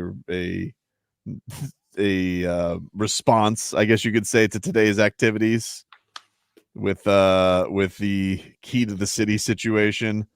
Very very handled well. He says, getting the key today was smooth. How's y'all's Wednesday going? They're adorable. Let them have their secret. And that smiley face is kind of like the. It's not a secret. They're not. I mean, they're not. Oh, is that baseball? Oh, that was Scooby. Oh. What do you think they're really doing this secret thing for at this point? It's not. When she walks down the hall first and then he walks behind her, what are you hiding? You live on different parts of the country. The fact that y'all are even in the same building already raises eyebrows. It's adorable. Yeah. Hopefully it lasts until Heat Media Day because I got some questions. You're not asking questions. Oh, I got some questions too. We already got personal business with Bam to settle. I'm bringing Domino's. Yeah. It's about time you guys settle. We're gonna do the interview. We're gonna do the interview while playing dominoes. Glenn, get us a Domino's table for media day. I don't need a Domino's table. We got the table we own. Never mind. I got it. I'll go on all fours. We'll put a piece of cardboard on my back. No. Throw things out there. Would you guys be willing? Because he can't play a full game of dominoes. He is a busy man. We can't have that. Would you guys be willing? He's not that busy. What if you draw a domino, right? Each of you, there's a pile in the ground there, boneyard. You draw a domino, you put it down. Like I declare war, but with dominoes. Whoever has the highest number wins. No. They're war. Yeah, with dominoes. Don't like that. I declare dominoes. Wow. Hey, I'm onto something with this. No, you're not. You just took the game War, which is a card game. Yeah, dominoes. And the fact that you're even suggesting that you do something like that with dominoes is blasphemous to your culture. Okay, I'm just trying to accelerate the process. No. Hey, right now, Papa Fig would kick your ass. Discriminate doing that against dominoes. Listen, if Hot Seconds with Jax has to wait a few minutes because Leroy's in the midst of a heated battle with Leroy, then that's just how it's going to have to be. I don't know what to tell you. We got 15 minutes. What we do, a 15-minute interview? That's all it takes. That's how long it takes? Yeah. Yeah, we play a quick game to 50. What do you think? It's a game of Monopoly? I feel like they're so long. Maybe they're playing multiple games, but I'm just like, no. How many beers am I going to bring you, Grandpa? The excuse. They just don't want to be near anybody. Really? This is beer number 14. When you say there's a heated game going on, it means leave me the hell alone. Yeah, that's exactly what it means. Anyway, game day on the censored minutes here. Here was Mike McDaniel on Jaelan Ramsey. We should get updates. Injury report coming out later today. He, of course, taking on his former team, Jacksonville Jaguars, hopefully this weekend. He, of course, did not get along with Tom Coughlin, who instead decided to pay Blake Bortles instead of Jaelan Ramsey, who showed up with a Brinks truck to training camp. Pretty good. That was good. That was an all-timer. Ooh, somebody suggests I should wear Asia Wilson's jersey. Don't do that. For media day. Don't do that. Come on. I mean, just for the funnies? I think that'd be funny. Yeah, for the plot. You said somebody suggested it, like it wasn't Schmeeth and Schmoll. No, he's enabling you because he just wants to see chaos. Yeah, who doesn't? You say I like chaos. Ridiculous. Anyway, here's a man who likes chaos, I guess. Mike McDaniel. Share with us what's been keeping Jaelan Ramsey out of practice, and do you expect him to play on Sunday? He's gone anti-grass. He just doesn't play on grass anymore. He's, I'm very proud of him. I've never been more proud of a player not practicing.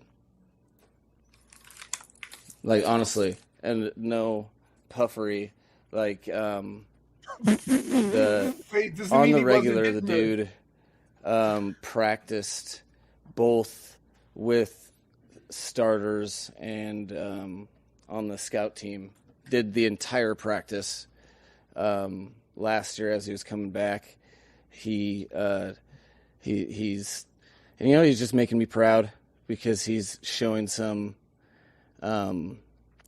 He knows how important he is to the team and what he's looking for to accomplish with the team as a captain. So, I think Did he everyone was really kind of start talking impressed about last because, year? Yeah, Yeah.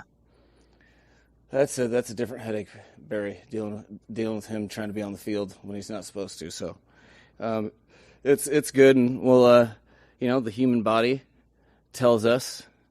I don't really forecast that, but I know he's doing everything he can today, and there weren't any setbacks today. So that's how me. That's where my mind lays. So, good day. What? So winded. I've never been. Anybody know what he said? I just remember him saying, "I've never been prouder of someone for not practicing." I think, did he just use the term puffery for lying? Oh, yeah, like I thought he was saying, and I'm not hitting that stuff. No puffery. Hey, so Tobin, Hmm? you realize I deal with Mike McDaniel every day and you, right?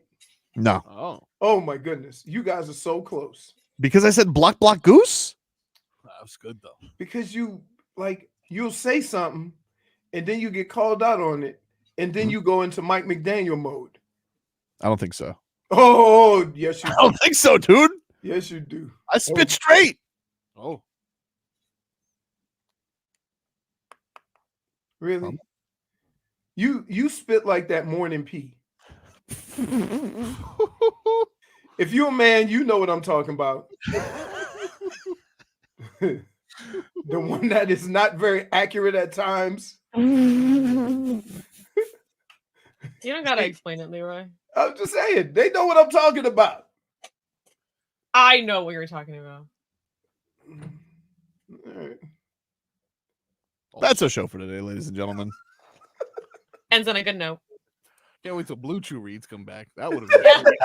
We missed those. I gotta go record some new ones right now, and then we gotta come back next week. I'll give them a free one. Use the promo code Showpony, ladies and gentlemen. Yeah. Free month. Blue Chew. That's our show. By the way, I got a response From DirecTV. Oh, we're sorry you feel that way. No, Hmm? we do not. This inbox is not monitored. I said, but I'm sending my message anyway. Damn it! I replied again. Oh man, we'll talk to you rascals tomorrow. Speed. Are you kidding me? Classic game of block goose. I'll see y'all when I see y'all. Join